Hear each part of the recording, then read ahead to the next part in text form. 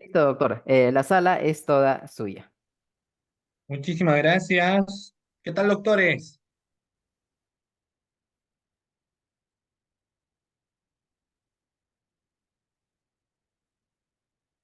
¿Qué tal, doctores? Buenas noches. Buenas noches con cada uno de ustedes. Bienvenidos a esta clase del día de hoy. Bienvenidos a quienes se están conectando, al doctor Álvaro, al doctor Miguel, al doctor Mario. Muy buenas noches con cada uno de ustedes. Hoy vamos a continuar hablando sobre los contextos de lo que es el ciberdelito, la ciberdelincuencia. De hecho, hemos tenido la primera sesión de clase donde hemos arraigado problemáticas iniciales y ahora vamos a hacer, como siempre, como lo hacemos, con la participación de cada uno de ustedes también, así que mucha atención, ¿no? Mucha atención. Bien, quienes se están conectando. Estamos hablando de lo que es los marcos de los delitos informáticos, o conocido también como el auge de la ciberdelincuencia, pero esta vez vamos a hablar de una problemática social, naturalmente en un contexto político-criminal, de por qué salió el contexto de la ciberdelincuencia. Ustedes saben, doctores, miren, que para hablar de cualquier delito tiene que haber primigeniamente un problema social. Tiene que haber un problema social. Si no existiera un problema social, no habrían delitos. Y si se crean delitos sin la existencia de un problema social, entonces estamos hablando del derecho penal simbólico. No sé si ustedes han escuchado, yo les voy a preguntar, doctores, ¿ya? Si ustedes me dicen no, bueno, me dicen no, si me dicen sí, me dicen sí. Pero yo quiero preguntarles, doctores, si alguna vez han escuchado ustedes hablar del derecho penal simbólico. Algunos de ustedes, quizás doctores, he escuchado en alguna ocasión hablar del derecho penal simbólico. ¿Qué es el derecho penal simbólico? A ver, no sé, ¿no? Mucho arraiga el contexto del derecho penal simbólico. Y uno dice, ah, y fíjense que el derecho penal simbólico, si ustedes lo buscan ahí, no es que sea un derecho de símbolos, no, no, sino que es el derecho populista. ¿Y cómo es el derecho populista? Cuando uno quiere empezar a crear normas de problemas sociales que se dan en minoría, pero a pesar de ello se quieren crear normas, de hecho, de conducta que se dan en minoría, doctores. Y ahí ingresa el derecho penal simbólico, ¿no? El derecho penal simbólico, el derecho penal populista, y quieren generar leyes para todo. Y muchas de estas leyes, incluso innecesariamente. Entonces dicen, no, queremos aumentar la pena. En el delito, por ejemplo, de aprovechamiento indebido del cargo, entonces le preguntan, ¿pero por qué?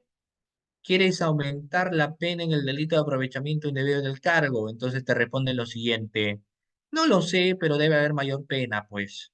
Entonces no hay un estudio previo. Cuando dicen, no, yo en algunas ocasiones que hemos dictado un tema como es el caso del feminicidio, porque el feminicidio es un delito que nace en base al análisis de una problemática social mundial, teniendo, por ejemplo, como ustedes sabrán, a su máxima exponente que es Diana Russell, ¿no?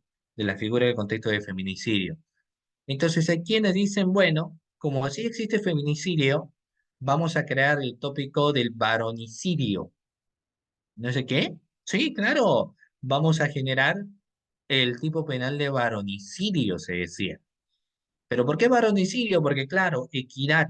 Si existe muerte de las mujeres, también existe muerte de los varones, a mano de mujeres.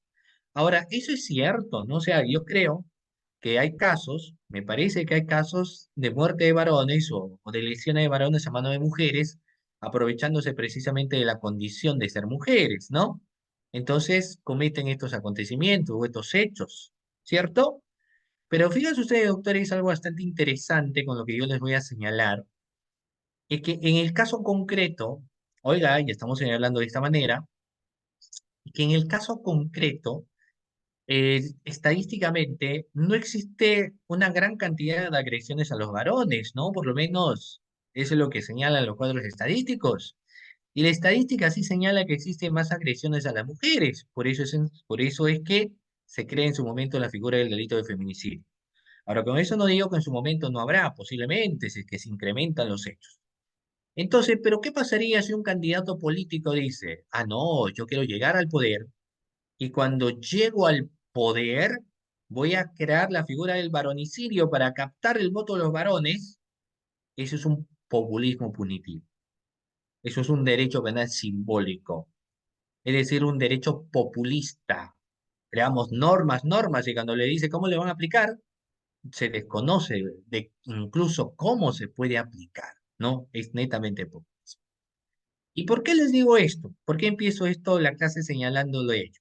Porque cuando se habló de ciberdelincuencia, o cuando se habló, por ejemplo, del contexto de ciberdelito o ciberdelincuencia, ¿saben ustedes qué es lo que sucedió? Sucedió de que muchos consideraban que el tópico de ciberdelito o ciberdelincuencia era producto del derecho penal simbólico, era producto del derecho penal populista. Y eso no era, como ustedes sabrán, del todo cierto, ¿no? Porque, ¿por qué creen ustedes que nació la figura del ciberdelito? Muy bien. Ah, bueno, acá hay algunas preguntas, ¿ya? Pero igual, mientras que voy respondiendo y voy leyendo lo que ustedes han señalado, yo les voy a preguntar a ustedes, pues, doctores, ¿cómo creen ustedes que nació la ciberdelincuencia? ¿Será acaso que la ciberdelincuencia es producto también del populismo jurídico? Ya, acá tengo a Mario, el doctor Mario decía populismo punitivo a fin de calmar a la sociedad presionando al Estado por medio de comunicación, excitando a la gente, claro. Se marcha todo para una ley y al final se crean pues leyes que, bueno, ¿no? ¿Qué les puedo decir?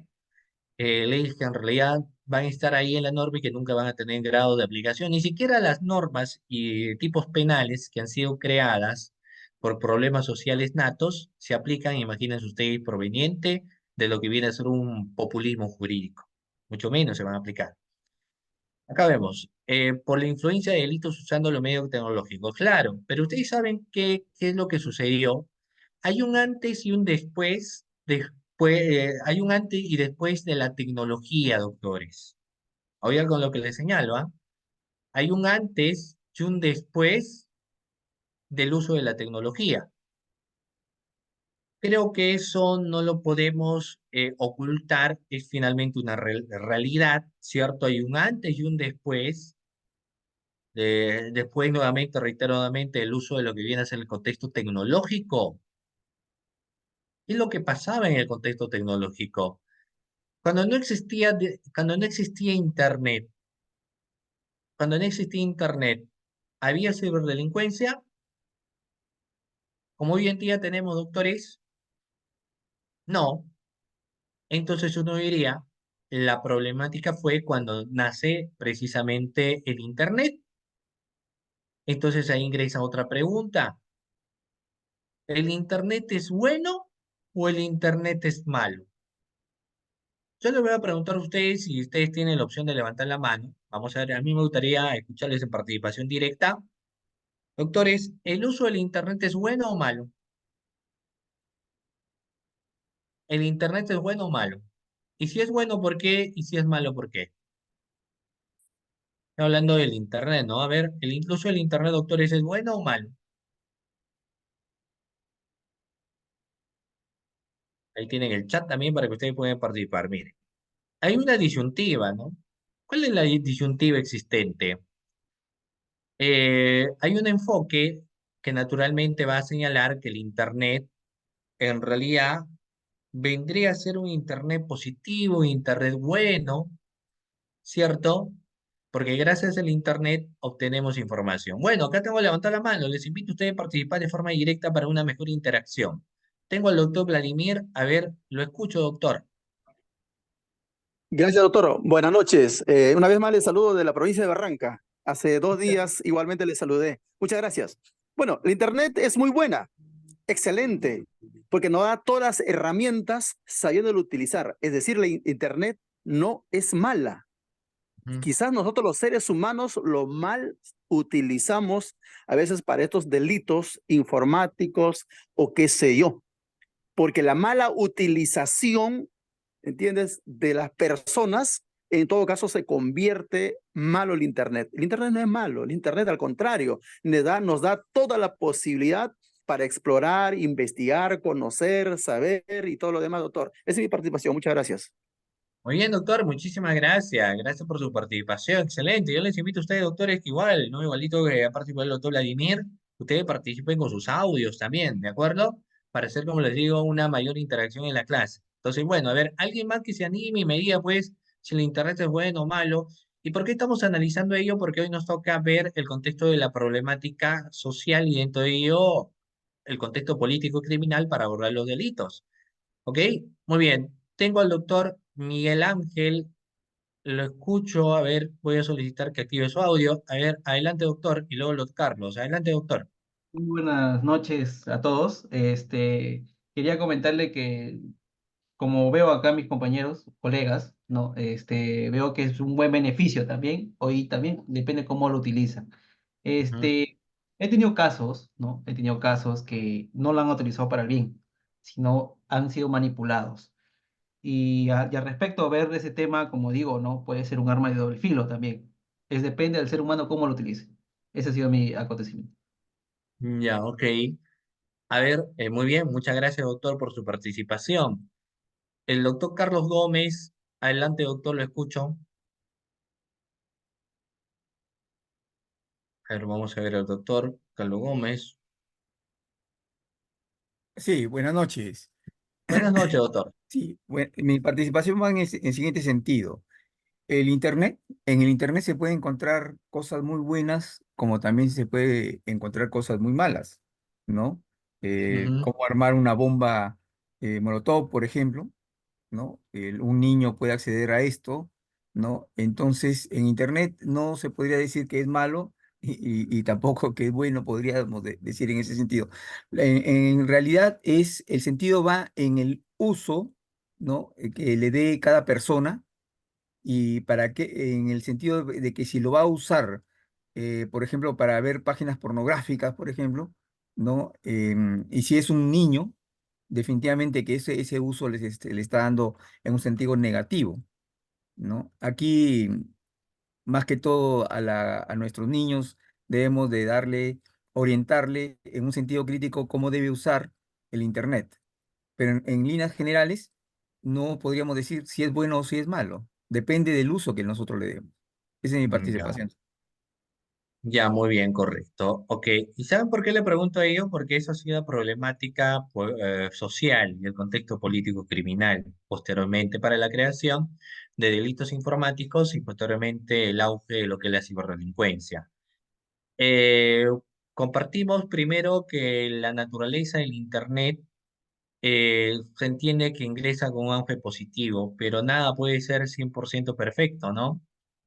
Es cierto que a través del uso del Internet nosotros podemos acceder a muchas informaciones, nosotros podemos acceder a libros virtuales, podemos acceder, en el caso que nos gusta capacitar, a canales de YouTube, podemos acceder a muchas informaciones, link, en fin, ¿no? Es más, cuando hablamos del Internet hablamos también del uso de las redes sociales. Entonces, bien podemos acceder a todo ello de forma libre, de forma gratuita. Uno diría, por ejemplo, todo ese contexto termina siendo finalmente un auge positivo. Pero ¿saben ustedes qué es lo que pasa? Que en el ámbito, por ejemplo, del derecho ha existido naturalmente un contexto bastante crítico. El contexto crítico existente, doctores, se ha evidenciado en el siguiente aspecto. Miren, vamos a ver aquí. El sentido crítico era que al tener nosotros en cuenta el auge precisamente del Internet, se ha dejado de investigar. ¿Por qué se ha dejado de investigar? Porque naturalmente a través de Internet encontramos todo rápido. Entonces hay personas que, por ejemplo, dicen lo siguiente, ¿no? Bueno, soy estudiante de la carrera de Derecho, del doctorado, soy estudiante de la maestría, no me voy a preocupar en avanzar mucho porque ahí puedo encontrar todo, tarea fácil, el rincón del vago, y ya concluyo mi trabajo, ¿no? Y todo bien, todo ok.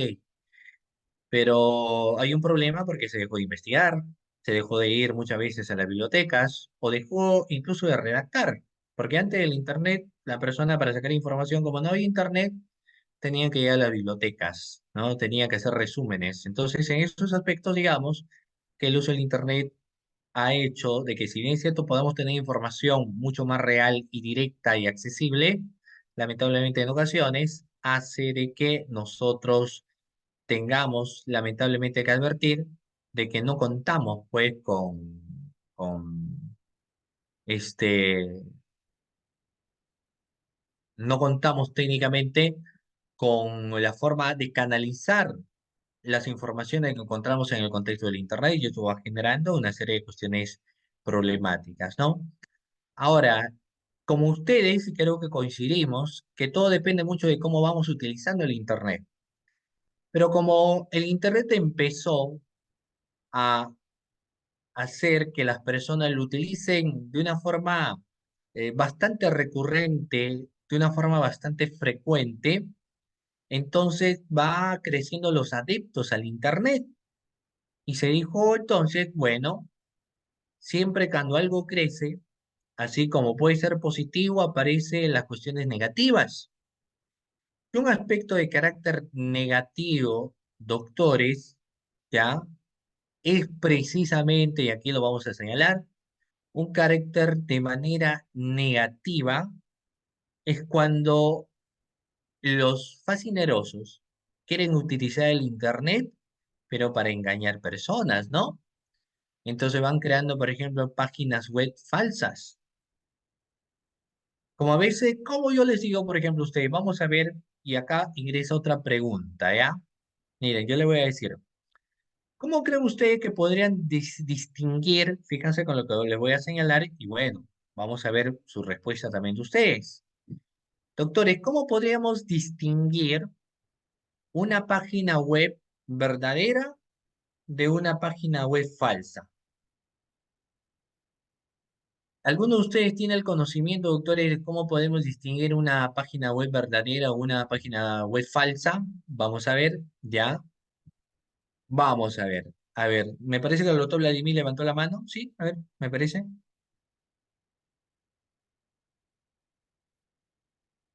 O tengo a Mendoza, ¿no? Mendoza tengo acá. A ver, al doctor Mendoza. A ver, acá estoy intentando solicitarle que reinicie el audio. A ver si me ayuda acá el equipo de Cefocap para activar el audio al doctor Mendoza. Ya están los permisos concedidos, doctor. Ah, ya, entonces solamente, doctores, que ustedes también su audio lo pongan no silenciar, ¿ya? Bueno, ya, a ver, a ver. Entonces, vamos a ver, doctores, voy a leerlos acá, no los pude escuchar, por lo menos tengo acá el doctor Vladimir, me parece. Ah, bueno, ya, a ver, nos dice, por ejemplo, que hay en el costado de la URL, en el URL, certificado que es una credencial autorizada de dominio institucional, el HTTPS, el dominio, ya, ok, pero ustedes saben que muchas páginas clonadas, o mejor dicho, el común denominador de las personas, la gran mayoría, a veces no sabe cuándo es una página verdadera o una página falsa. Porque lo ideal es, como ustedes señalan, deberíamos ir con el URL, ¿no? Entonces dice, a ver, ¿cuál es tu página web? www tanto, entonces nosotros nos vamos y directamente ingresamos. Y ahí estaríamos ingresando a una página que es segura. Pero ¿qué es lo que sucede a veces? Y en muchos de los casos, ingresamos a Google y en Google digitamos lo que queremos buscar. Se busca empleo, trabajo, universidad, en fin, ¿no? Todo lo que nosotros queramos vamos poniendo en Google y ahí nos van saliendo, se entiende, las páginas que son muy visitadas. Y en algunas ocasiones ni siquiera la página que son muy visitadas y simplemente nos aparecen incluso páginas antiguas. La persona ingresa. Al ingresar hay una situación ya de peligro en los contextos de la teoría de riesgo, por ejemplo, porque no sabemos a ciencia cierta si esas páginas que se encuentran ahí son verdaderas, son falsas, son clonadas, etcétera, pero se juega mucho y los ciberdelincuentes juegan mucho con la desesperación de las personas. Entonces, cuando uno ingresa a estas páginas, por ejemplo, buscando empleo, dicen gran oferta laboral. Dicen, ah, excelente, va a haber pues en este caso una gran oferta laboral. Voy a ver básicamente qué es lo que me he ganado, ¿no? Como les digo, hay una gran oferta laboral, entonces tenemos que ingresar finalmente para ver pues qué cosas nos hemos ganado, qué cosas tenemos y demás contexto que se entiende que deberían ser interesantes, ¿no? Pero ¿qué es lo que sucede? Resulta que son páginas clonadas, entonces lo que nosotros hacemos en ese sentido es buscar pues estas páginas, ver las páginas ¿Y qué es lo que sucede? Al ser páginas clonadas, nosotros nos damos cuenta, lamentablemente, ¿no? De que nos terminan pidiendo informaciones y nosotros damos las informaciones. Lo que nos pueden pedir datos, crea un correo, nosotros creamos el correo, ¿y qué es lo que va pasando en todos esos casos? Terminamos luego siendo víctimas de un hecho de ciberdelincuencia, ¿no? Porque claro, ustedes saben que cuando uno da su correo y luego te dicen para confirmar su participación, queremos hacer tal cosa, entonces tú dices, ah, ok, voy a hacer ello, y ahí vamos a tener un grado de problema. Porque ¿qué es lo que sucede? Lo que sucede es que lamentablemente, doctores, al final terminamos dando nuestros datos y demás contextos de una manera en la cual luego vamos teniendo pues los auges problemáticos, ¿no? O se va dando los contextos de problemas. Y eso es algo que hay que tener que ver. Por eso es que hay que ser muy cuidadosos cuando utilizamos, por ejemplo, el Internet, cuando utilizamos las redes sociales, cuando utilizamos todo ello, ¿no es cierto, doctores? Hay que ser súbitamente muy, llamémoslo de esta manera, muy cuidadosos en las diferentes actividades que nosotros deberíamos desarrollar, ¿ya? O sea, no hay que tampoco guiarnos de que lo que estamos haciendo no podemos estar bien siendo vistos y demás contextos, ¿de acuerdo? Todavía se termina siendo muy complicado. Claro, acá me dice Abel, por ejemplo, se puede distinguir por el certificado SSL de validación de dominio. Entonces, lo que ingresa aquí es que la ciudadanía tendría que ser mucho más cuidadosa, ¿no? Que la ciudadanía esté muy al tanto y pendiente precisamente de lo que estamos señalando, ¿no? Bueno, vamos a seguir. Claro, y se comprueba, claro, lo que pasa es que, como les digo, no todas las personas lo comprueban. Es como decir, ¿no? Como si ustedes se recuerdan, en la clase pasada veíamos, si alguien, ¿no? ¿Qué es lo que pasaba, doctores? Si alguien por WhatsApp te decía, a ver, yapéame. Digamos, ahorita un familiar tuyo pierde su celular, ¿no? O lo acaban de robar. Entonces te dice, Juan, yapéame, urgente, yapéame. Estoy viniéndome el taxi, ¿no? Ya luego conversamos, te llamo. Me acaban de golpear o me acaban de robar. Estoy en el taxi, no puedo hablar, hay una bulla, pero por favor, yapéame tal. Entonces, obviamente, si alguien te escribe, va a jugar con tu emoción, ¿no? ¿Qué es lo que va a pasar? La persona dice, uy, ¿qué le habrá pasado, no? Entonces, yapeas la suma de dinero que te están pidiendo. ¿Y qué es lo que sucede? Que al final de cuentas era alguien que ha clonado el WhatsApp y ahora acabas de depositar una cuenta. Y ahora uno diría, pero vamos a ver a qué cuenta se deposita. Ustedes saben que a veces utilizan cualquier nombre de persona que ni siquiera tiene que ver en el caso, y en algunas otras ocasiones, doctores, lo que terminan es utilizando, ¿no? Bueno, y acá lo vamos a señalar, terminan utilizando, pues, doctores, cuentas que son falsas, ¿no? O nombre de personas que ya han fallecido. Entonces es toda una red que naturalmente va a cometer estos hechos delictosos de forma clandestina y de forma naturalmente en un contexto temerario también, ¿ya? Muy bien. Entonces, claro, lo ideal es difundir esta problemática para que la persona no caiga en ello. ¿Se recuerdan ustedes, doctores, que hablábamos que una de las modalidades, y acá veíamos incluso también cuántas personas acceden a Internet? Dentro de los cuadros estadísticos, las cifras pues eran alarmantes. Como ustedes pueden visualizar, desde el 2010 hasta el 2022, solamente enero y marzo, la cifra fue creciendo de esta manera, ¿no? De una manera creciente, de esta forma iba creciendo, ¿no? Teníamos en el 2010 un 35%, 36%, casi entre el 2010 y 11 no hay mucha diferencia, pero el 2012 pues vuela el uso del Internet y del 2012 se va manteniendo casi por ahí en un 1% de crecimiento hasta el 2015, porque había varios sectores en los cuales todavía no llegaba el uso del Internet. Y desde el 2016 2017 crece un poco y se dispara en el 2018, 2019 y en la pandemia llega a 65%. Y en el 2001, porque claro, ¿qué es lo que hacían las personas estando en plena cuarentena? Porque yo le voy a preguntar a ustedes, ¿qué es lo que hacían doctores ustedes cuando estaban en plena cuarentena? ¿Se recuerdan ustedes de la pandemia, cierto? ¿Qué es lo que estaban haciendo doctores en plena pandemia? La gran mayoría miraba televisor, ¿cierto? Algunos estaban en trabajo remoto, pero en plena pandemia todos utilizaban pues el internet.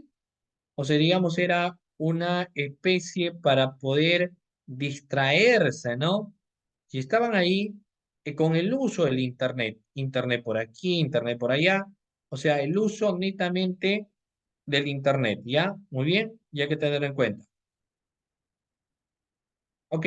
Muy bien. Y este uso del internet, como ustedes verán, lo que hizo es que para aquellos entonces, como pueden ver ustedes el cuadro, doctores, de un 65%, ¡frum! Voló a un 73%. Es decir, la cifra técnicamente es una cifra que aumentó, ¿cierto? Es una cifra que voló, ¿ok? Muy bien. Y bueno, del 2021, que en todo el 2021 fue 73%, en el 2022 de enero a marzo, bueno, se seguía manteniendo el 73%, pero posteriormente voló también, doctores, el tema del Internet. O sea, fíjense ustedes que los contextos de las perspectivas o de los temas del Internet fueron naturalmente aumentando, ¿no? Los contextos del Internet, como les digo, fueron en ascenso, ¿de acuerdo? Y ese es un auge bastante importante que desde luego resulta siendo vital tener que señalar con ustedes también. ¿Ok? Bueno, existen algunos contextos de ciberdelito para que una de ellas era el malware. Pregunta general. Doctores, ¿se recuerdan ustedes qué era técnicamente el malware? A ver, alguno de la clase si recuerda que cuando hacíamos mención del malware, ¿a qué hacíamos referencia, doctores? ¿Se recuerdan? Hablamos del malware y ¿de qué hablábamos, doctores?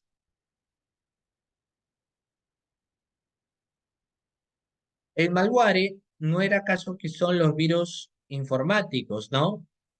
El malware no son otra cosa, doctores, que los virus informáticos.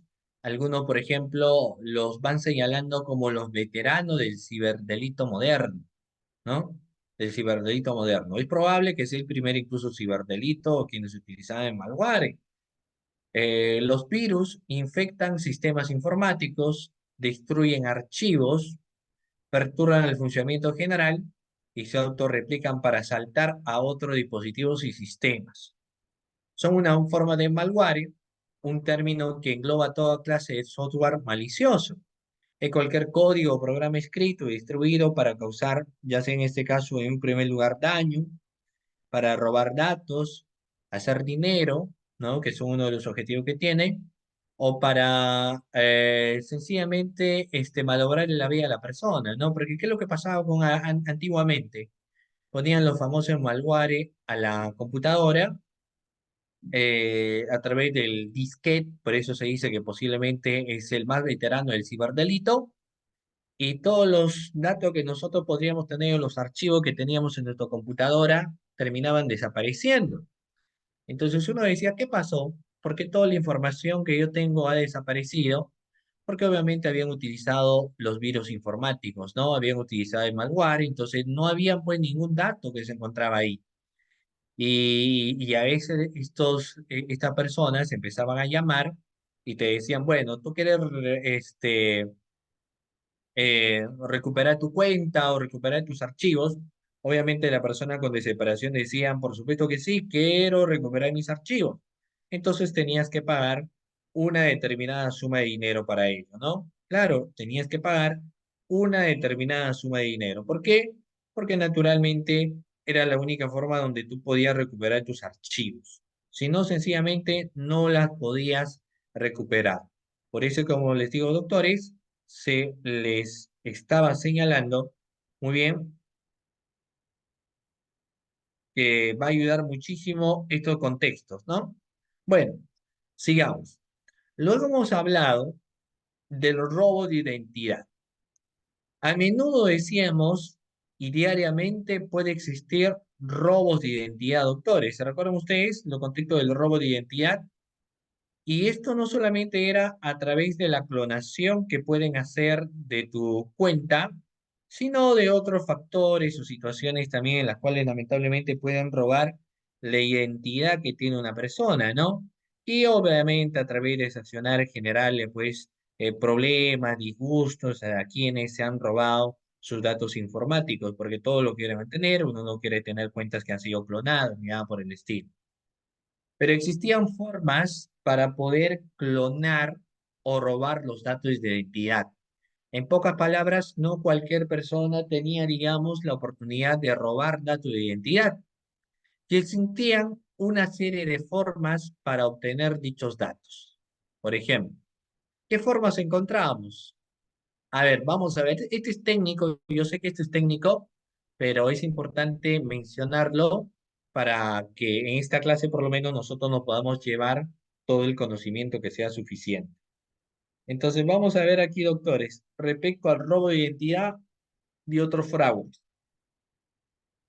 Concerniente, pues, doctores, al robo de identidad y otros fraudes, nosotros podríamos ver lo siguiente. Vamos a ver aquí, doctores, mucha atención, ¿ya? Miren, eh, si bien es cierto, el robo de identidad no es exclusivamente un ciberdelito, hoy en día se produce con mucha más frecuencia por medios tecnológicos. De hecho, hoy en día en Estados Unidos se produce un fraude de identidad cada 2 segundos. Si un hacker quiere cometer un robo de identidad o un fraude con tarjeta de crédito, primero debe obtener datos personales suficientes sobre su víctima, ¿no? Sin los datos personales que se obtienen, lamentablemente o particularmente, por ejemplo, no se puede obtener ningún tipo de datos existentes. Y estas son algunas de las formas en las cuales se pueden obtener dichos datos. No sé si ustedes han escuchado hablar, doctores, de estos, del phishing, del parming, del keylogin y del snip. Por ejemplo, vayamos al phishing, ¿ya? Vamos a ver si están atentos o, mejor dicho, si se recuerdan lo que hemos estado hablando en la sesión pasada.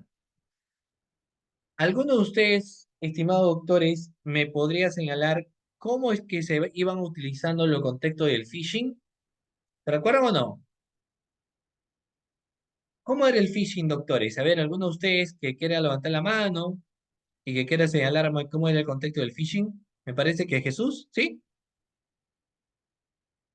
Doctor, buenas noches. ¿Qué tal? ¿Qué tal, doctor? Bueno, me parece la clase muy buena, doctor. Eh, eh, lo que sucede, pues, que esta clase estamos prácticamente repitiendo la anterior Ah, y claro, el, lo vamos a eh, hacer acá para que luego ingresemos a los tipos y, penales, que era lo que nos parecía. Pero ahorita la pregunta es, claro, ¿qué era el phishing? claro, y Sí. el tema es el siguiente, doctor, que el tiempo es el peor enemigo que Ah, ya, tenemos. sí, pero ¿tienes para Entonces, definirlo o era tu sí, comentario no, más? si no, doctor, Ah, ya, ya, ya, mi comentario es el siguiente, doctor. Lo que pasa es que nosotros, como abogados, lo que ya. necesitamos saber es con Ah, ya, respecto sí, ya, a ah, ya, afrontar, estábamos definiendo el phishing. claro, Ya, lo vamos, ya. afrontar los procesos penales de ciberdelincuencia Ah, ok, ya. cuando nos requieren Ujú. realizar la defensa técnica.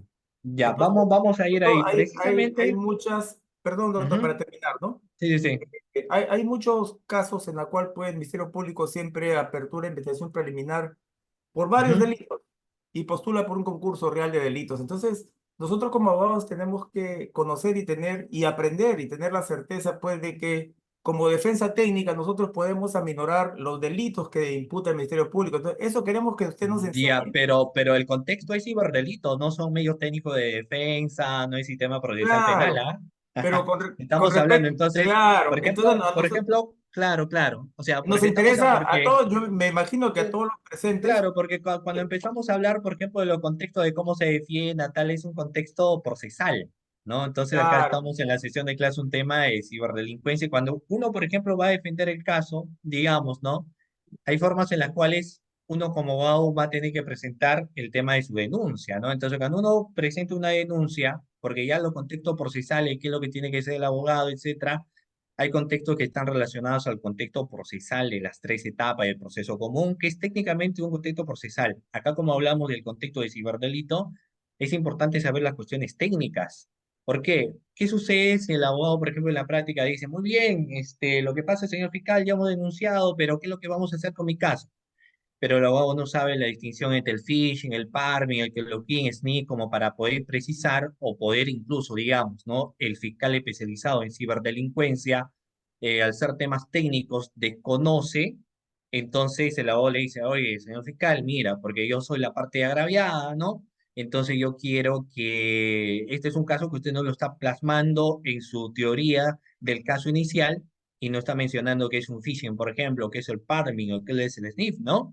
Y si es el phishing, ustedes saben que se dan las modalidades distintas. Y si el fiscal lo engloba de otra parte o de otra perspectiva, naturalmente es porque hay un desconocimiento de cada uno de ellos, porque son técnicos, ¿no? Es como cuando vemos delito de corrupción, hay que conocer los tipos penales, hay que conocer la naturaleza, hay que conocer lo que engloba a ello. Ya luego defender un tema de delito de corrupción forma parte de contextos procesales, ¿no? Entonces, por eso que estamos repitiendo ello y luego ingresamos netamente al contexto de los delitos para ver sobre todo la interpretación de los delitos y qué puede pasar, ¿no? Ahí vamos a llegar. Entonces, para mí era importante esto, porque ¿qué es lo que pasa? Sobre todo para quien puede como abogado no del denunciante, sino digamos tu abogado de quien se te imputa un ciberdelito. Entonces, si te van a imputar un ciberdelito, tendrían que imputarte un contexto de modalidad también, ¿ya? Digamos que no va a ser suficiente con decir persona tal accedió a una nota de información que alguien poseía, ¿no? Sino va a ser importante, por ejemplo, saber y cómo ingresó, qué medio pudo haber utilizado. Entonces, si la fiscalía te dice, no, lo que pasa es que vamos a imputarle el delito de acceso ilegal a información. Ok. Y luego lo que resulta es que el fiscal no precisa cómo ha sido, ¿no? De qué manera, la forma, lo sitúa, simplemente señala acceso. Y para el acceso tiene que existir necesariamente, como acá se establece, y ello el anterior vez hemos señalado, primero un robo de identidad. Y existen formas de robo de identidad. Por eso es lo que nosotros precisamos ello, ¿no? Muy bien. Ahora, entonces, vamos a ver, acá nos dice, si quieren enviar información del, claro, en el caso del phishing hay que tener en cuenta que es algo bastante frecuente en denuncias estadísticas porque está relacionado a los temas patrimoniales, cuando te envían mensajes falsificados de informaciones. Ahora, hay un problema procesal en ese caso, por supuesto. ¿Por qué? La gran mayoría de hechos de ciberdelito ingresan o se inician contra los LQR. Y ya si queremos hablar de una cuestión de procesales, lo vamos a establecer.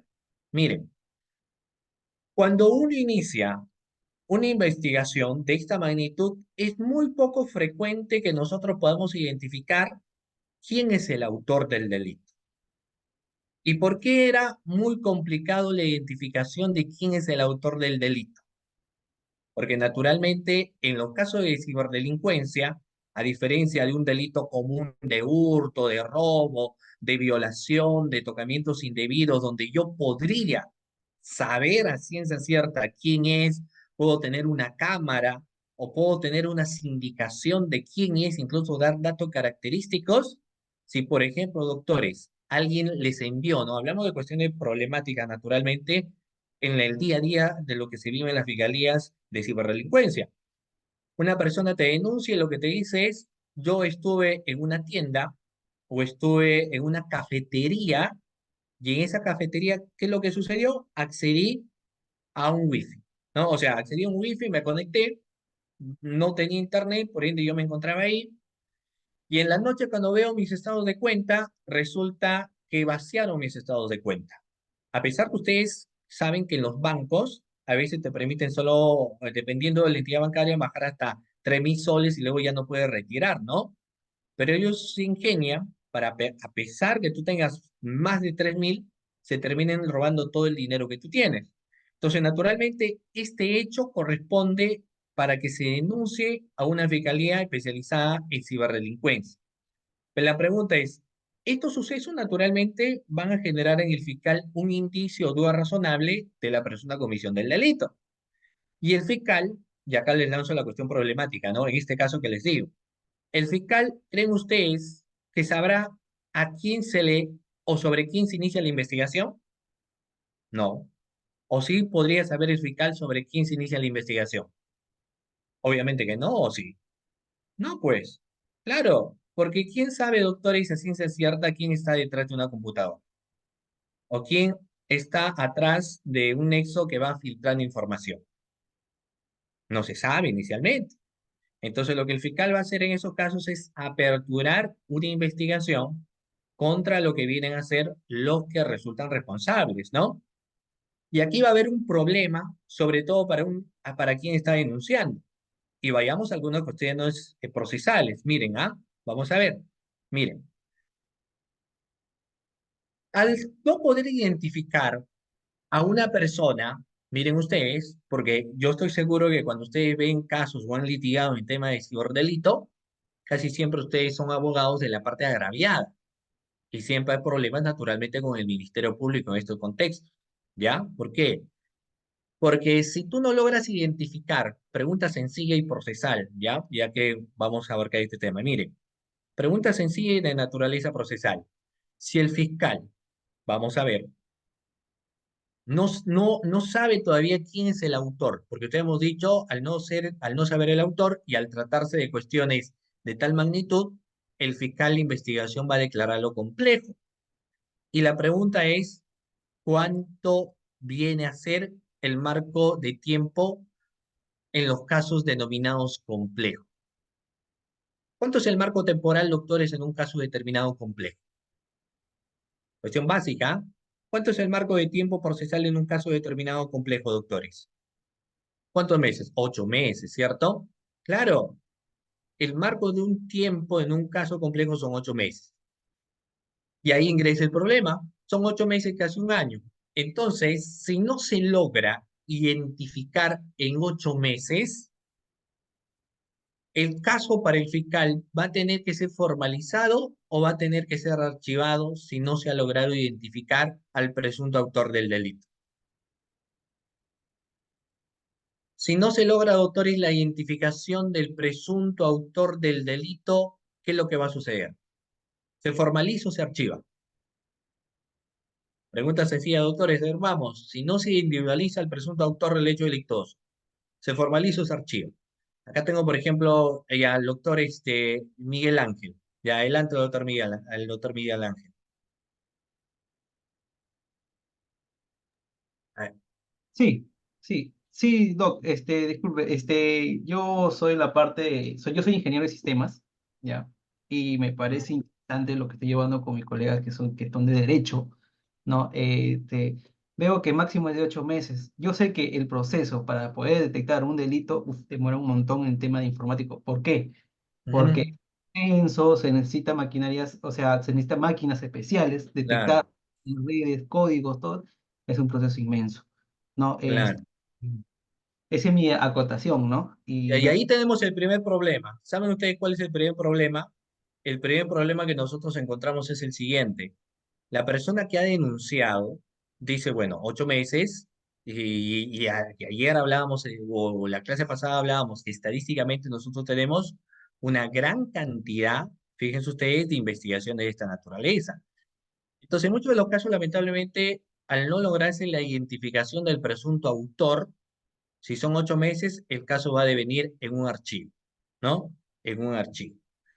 La otra opción para no archivar el caso es que uno lo declare como caso de criminalidad organizada. Ahora, no decimos que existe posibilidades que un tema de ciberdelincuencia sea creada por una organización criminal, pero lo que se entiende es que la gran mayoría de ellas no son por organizaciones criminales, sino son por bandas delictivas.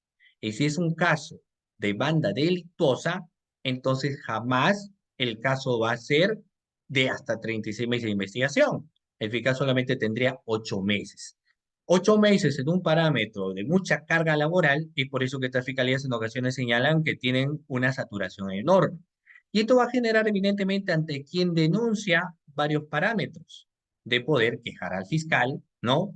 De poder presentar una elevación de actuados, ¿ya? Y si presenta una elevación de actuados, identificar qué acto de investigación finalmente el fiscal no desarrolló, primero para la identificación del autor o los presuntos autores del hecho delictuoso, porque queda claro de que finalmente a través del acceso a una cuenta y al lugar, y lo que queda claro es a través que luego el Ministerio Público requiere, por ejemplo, el estado bancario de la persona, finalmente en una sola noche o unos días se han vaciado las cuentas que ellos tenían, ¿no? Ahora, con eso no quiero decir que no hay alternativas. Vamos a ver cuando abarcamos algunos contextos de delitos qué alternativas finalmente lo hacen, porque es cierto, hay muchos casos que han sido formalizados, hay muchos casos evidentemente que están en etapa intermedia y algunos otros que están en juicio oral, ¿ya? Pero esto era lo contexto de básico para entender. Entonces, hemos visto en ese sentido, el marco de atribución para estas fiscalías especializadas en delitos de corrupción de funcionarios, quienes trabajan de la mano con Ciberred, con RECOP y también eminentemente con las unidades de la Policía Nacional del Perú para monitorear sobre todo estas cuestiones. Tenemos unos delitos que hemos estado viendo en la sesión de clase pasada y nos hemos quedado nosotros en este marco delictoso, que era el capítulo 3. Estadísticamente, doctores, y aquí vamos a ver algunos casos prácticos, en el capítulo 3 nos habla de los delitos informáticos contra la intimidad y la libertad sexual de las personas. Como ustedes sabrán, entonces, acá vamos a tener en este marco de delito dos bienes jurídicos tutelados. Un bien jurídico tutelado, el acceso a la información, y el otro segundo bien jurídico tutelado, la libertad sexual, llámese en este caso el honor sexual, integridad sexual en el caso de menores de edad, ¿no? Claro que acá nos habla en el título 3 de libertad sexual, pero el artículo 5 hace mención exclusiva a lo que vienen a ser los menores de edad. ¿En qué consiste el comportamiento delictuoso? No todos los contextos de ciberdelito están relacionados a temas patrimoniales. Si bien es cierto estadísticamente la gran mayoría, pero también tenemos dentro del marco del ciberdelito a la afectación del bien jurídico tutelado, indemnidad o libertad sexual, ¿no?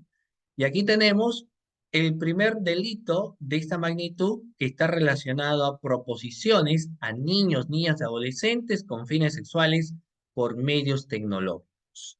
Ya nosotros hemos manifestado que el grado problemático radica en que en el Internet podemos encontrar todo. Es cierto que existen autodeberes de cuidado, de poder saber qué link, qué código tiene cada página, pero también una persona no siempre está expectante de ello porque considera que el Internet va a ser finalmente inofensivo. En el caso de los menores de edad, existen pues muchas páginas a las cuales uno puede acceder por temas de distracción o de información, etc. Entonces, ¿en qué consiste? Vamos a ver algunas cuestiones aquí. Miren, el tipo penal responde en lo siguiente. El que a través de Internet u otro medio análogo, ¿no? Cuando hablamos medio análogo, podemos hablar el uso de las redes sociales, como el Facebook, el Instagram, el TikTok, el Telegram o cualquier otro medio análogo. Incluso, ¿no? Podemos hablar, por ejemplo, del WhatsApp, ¿no? Si queremos mencionar ello. ¿De acuerdo? Muy bien. En ese caso en particular, el comportamiento existe básicamente en el contexto de contactar a un menor de 14 años para solicitar o obtener de él un material pornográfico o para llevar a cabo actividades sexuales con él y luego nos dice puede cerrar reprimido con la pena que ustedes ahí pueden visualizar. A nosotros lo que nos interesa es establecer en este delito naturalmente situaciones problemáticas que a continuación vamos a señalar. El móvil es el Internet, pero el contexto de precisión es que la víctima tiene que ser una persona menor de 14 años. ¿Por qué el derecho penal da un auge de protección a quienes son menores de edad? Existen dos auges de protección. El primero de ellos, si son de 17 años hacia abajo, ellos no tienen libertad sexual porque no tienen una libertad de decisión, sino sobre ellos recae una indemnización sexual. Una indemnización sexual de forma genérica, porque no se olviden ustedes que los de 14 años, incluso de 14, o sea, mejor dicho, 17, 16, 15, ¿no? O 14 años pueden contraer matrimonio con consentimiento de los padres. Entonces, es una indemnidad sexual relativa. En cambio, de 13 hacia abajo, viene a ser, doctores, una indemnización sexual, indemnidad sexual absoluta. Por eso que en los delitos contra la libertad sexual, por ejemplo, ¿qué es lo que sucede? Refresquemos un poco en memoria, ¿no? Muy bien. Lo cual no sucede, por ejemplo, en las cuestiones de esta magnitud porque la pena termina siendo menor. En un delito de violación, si una persona tiene acceso carnal con alguien que es menor de 13 años, ¿cuál viene a ser la pena, doctores? Cuando una persona tiene acceso carnal con una persona menor de, de 14 años, es decir, de 13 hacia abajo. ¿Cuál es la pena que se le da? ¿Nos recordamos cuál es la pena? Ustedes tienen el chat, doctores. ¿Cuál es la pena para alguien que mantiene relaciones sexuales con una persona que sea menor de 14 años? 13, 12 hacia abajo. ¿No es acaso, doctores, que la pena máxima? Claro, al ser la pena máxima, ¿cuánto es? Cadena perpetua.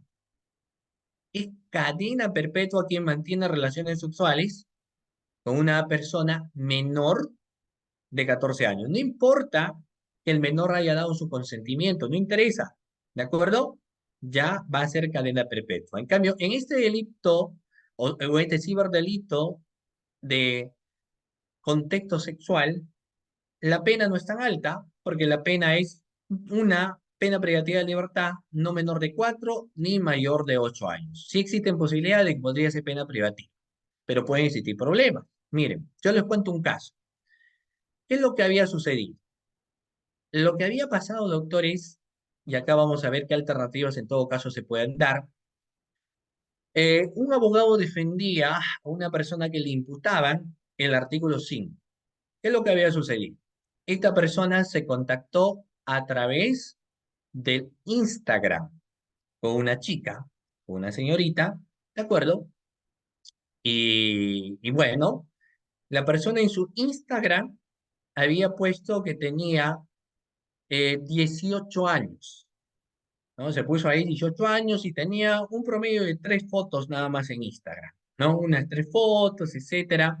Pero en realidad esta persona tenía 13 años, 13 años. Entonces, ¿qué es lo que había pasado? Esta persona lo contacta, empiezan a hablar, empiezan a comunicarse, ¿de acuerdo? Y las comunicaciones que se habían dado eran aceptables de uno para el otro, ambos se conversaban, ¿no? Y este chico que tenía 25 años le empieza a pedir fotografías. Entonces la niña de 3 años le da fotografías a él, ¿no? Le entrega fotografías, sugerentes y demás, y él los tiene evidentemente en su poder. Tenían esa conversación en un promedio de 3 semanas, me parece. Él en ningún momento pues, le dijo cuántos años tiene ni nada por ello dentro de la conversación, sino que las conversaciones que tenían eran de esa forma, no solicitante, como si fueran pareja.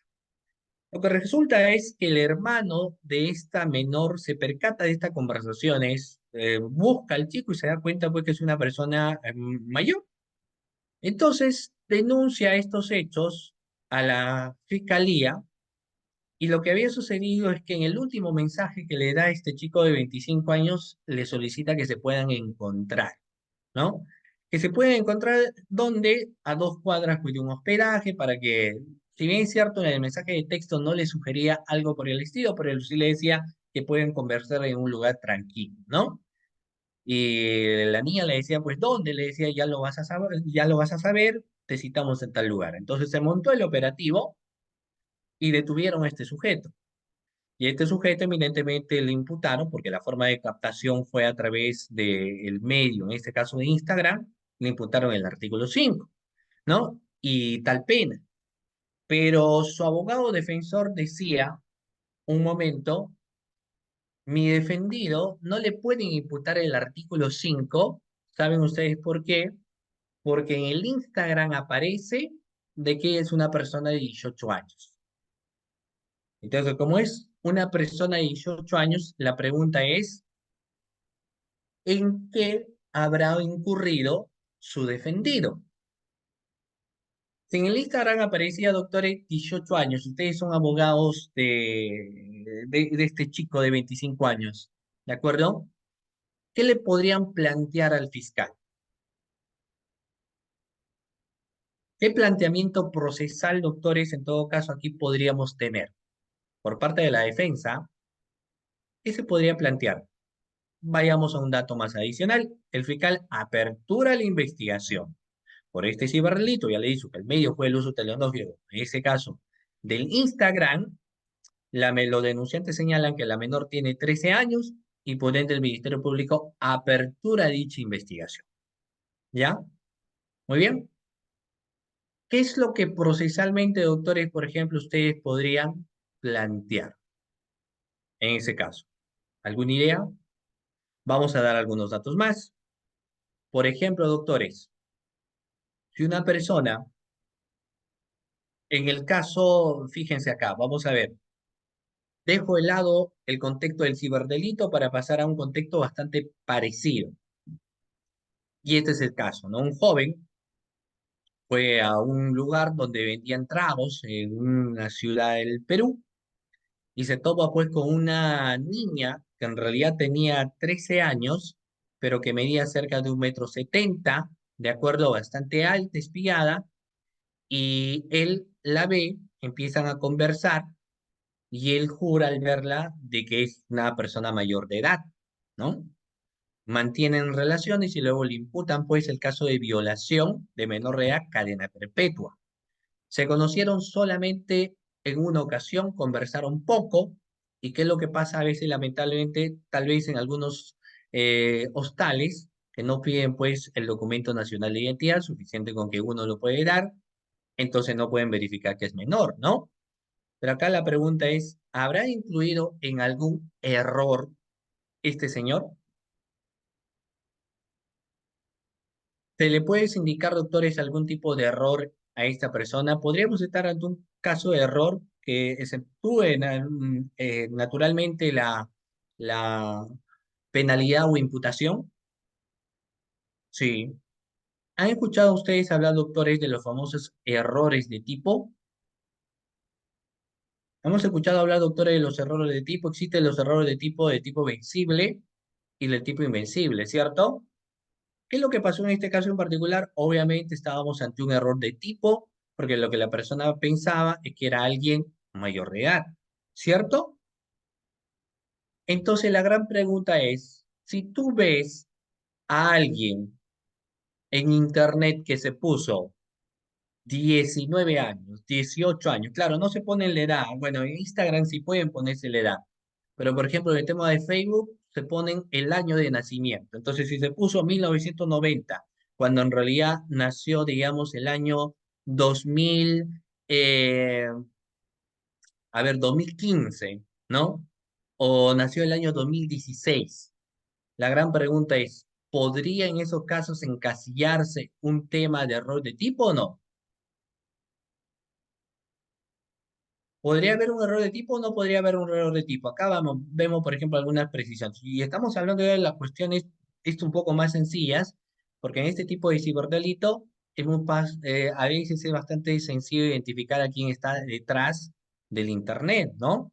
A diferencia, por ejemplo, de las clonaciones o los temas de archivos y demás que pueden existir, porque terminan siendo mucho más complicados, ¿ya? Muy bien. Vamos a ver, acá nos dice, doctor, si el agraviado llegó a realizar depósitos ya, ya vamos a ver luego de ello, ahorita estamos, no menor de 4, ¿no? Pena privativa máxima cadena perpetua. Acá, en base a la norma, como contacta a la menor, él tiene la prueba que la agraviada le afirma que tiene 18 años y al ser mayor no aplicaría el artículo 5, ¿no? Tipo invencible. Acá tenemos una problemática sin lugar a dudas, porque el sustento está en las fotografías que tenía esta persona. O sea, es bastante debatible, ¿no? Pero para el sustento del Ministerio Público eran fotografías que no aluden pues a una persona mayor de edad, aluden evidentemente a una persona menor porque incluso dentro de unas fotografías aparece que está con un uniforme de un colegio. Y en la otra fotografía aparece que está con un buzo del colegio. En una tercera fotografía, entonces en esta fotografía sí está con ropa de calle y pues no parecía posiblemente la edad de 13, sino 15, por ahí, ¿no? Tampoco más. Pero es cierto que en el Instagram aparecía en edad 18 años. Entonces, bajo la tesis de la fiscalía, no se podía arguir que sean 18 años, porque las fotografías parecían que era una persona menor de edad. El fiscal naturalmente no va a poder determinar ello, entonces tiene que realizar lo que viene a ser una pericia. Dentro del contexto de pericia de identificación de edad, determinan pues que las fotografías hacen alusión a una persona menor de 13 años y que cualquier persona que lo ve o cualquier persona dentro de los estándares normales que pueda observar se daría cuenta que es alguien menor. Sin embargo, la otra parte sustentaba de que esto era imposible porque nos encontrábamos ante un error de tipo. Ahora, ustedes saben que el error de tipo puede ser vencible o el error de tipo puede ser naturalmente invencible, ¿no? En estos casos, ¿cómo uno podría saber si es error de tipo vencible o un error de tipo invencible? Ustedes saben que el error de tipo invencible no hay reproche de punibilidad, ¿no? Pero en el error de tipo vencible existen atenuantes. Entonces, en el caso de un error de tipo invencible, podría ser de que yo en una fiesta, en una discoteca, donde tú ves a personas que son mayores de edad, ¿no? A personas que son mayores de edad, todos asisten y conoces a alguien que conoces en esa noche, tomas y terminas manteniendo relaciones sexuales y al día siguiente te vas y luego pues te das cuenta posteriormente que era una menor de edad. Entonces tú podrías arguir que es un error de tipo invencible, para empezar, el contexto del lugar, una fiesta donde hay mayores. Segundo lugar, es muy poco probable de que tú podías haberte dado cuenta porque en su fisionomía parece una persona adulta. Tercero, por la bulla, no te percatabas tanto de la forma de voz ni darte algunos detalles. Y cuarto, a la discoteca por lo general vas a bailar y a beber. Entonces era muy poco probable de que tú sepas cuánta edad tiene y tampoco es una obligación en una discoteca o en un baile preguntarle cuánta edad tú tienes. Entonces eso podría encajar, por ejemplo, en un error de tipo este, invencible, ¿no? No puedes dar cuenta. En cambio, el error vencible en este caso podría ser de la siguiente manera. El encuentro se dio por lo menos en una semana.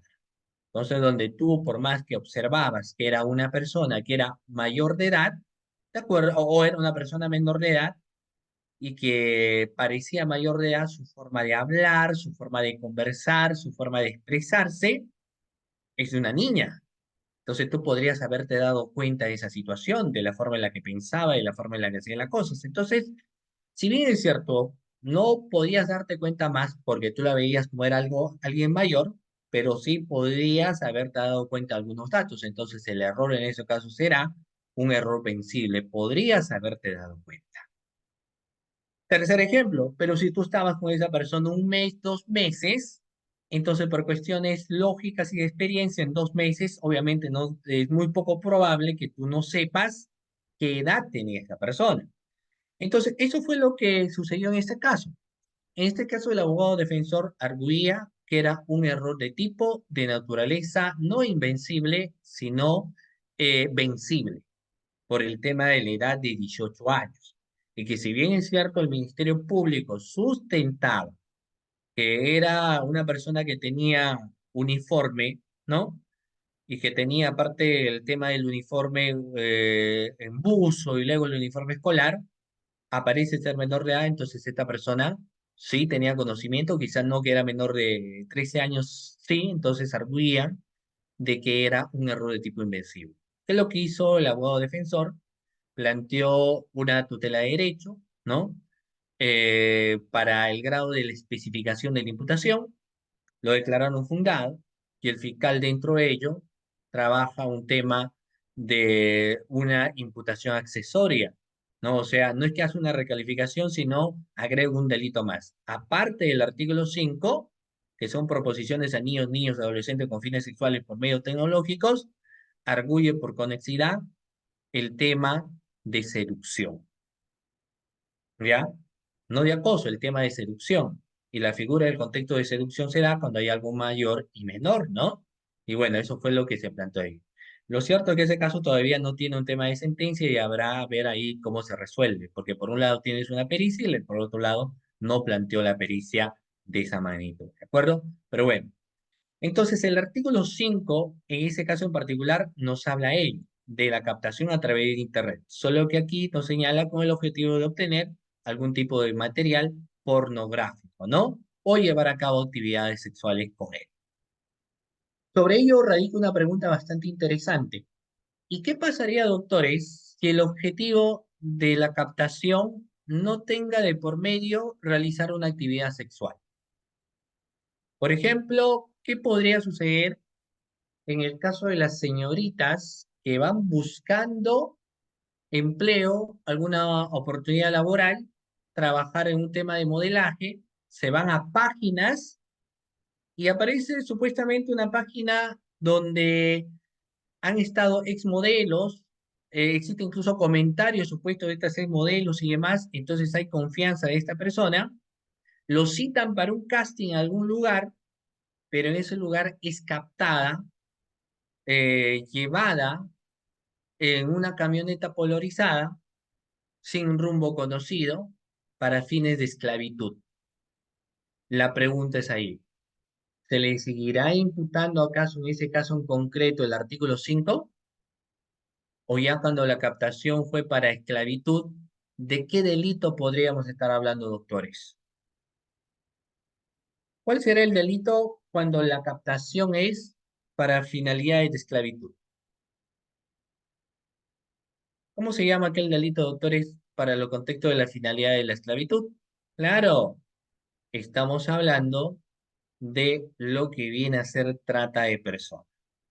Y dentro de los contextos de trata de personas no puede ser considerado un contexto de ciberdelito, ojo, ¿ah? Dentro de los contextos de trata de personas no podemos considerar un tema de delito, porque una de las modalidades en los contextos de trata es precisamente el uso de datos informáticos, ¿no? El uso de la información. Ya eso viene a ser, pues, eminentemente una actividad diferente, en un contexto distinto, ¿ya? Muy bien, entonces en la trata de personas, la captación puede ser a través de cualquier medio, y dentro de ese medio son los medios informáticos, pero, por ejemplo, las fiscalías especializadas en ciberdelincuencia no van a ser competentes para ello, por más que la captación haya sido por un uso de un medio tecnológico, sino que naturalmente van a corresponder a las fiscalías en trata de personas. ¿Por qué también les comento ello? Porque existen denuncias, ustedes saben que existe una gran gama de denuncias también respecto a trata de personas. Y muchas de las modalidades son modalidades de captación a través del uso de lo que viene a ser la tecnología. Entonces, hay personas que en vez de denunciar estos acontecimientos a la Fiscalía Especializada en Trata de Personas, terminan denunciando a la Fiscalía Especializada en Delitos de Ciberdelincuencia.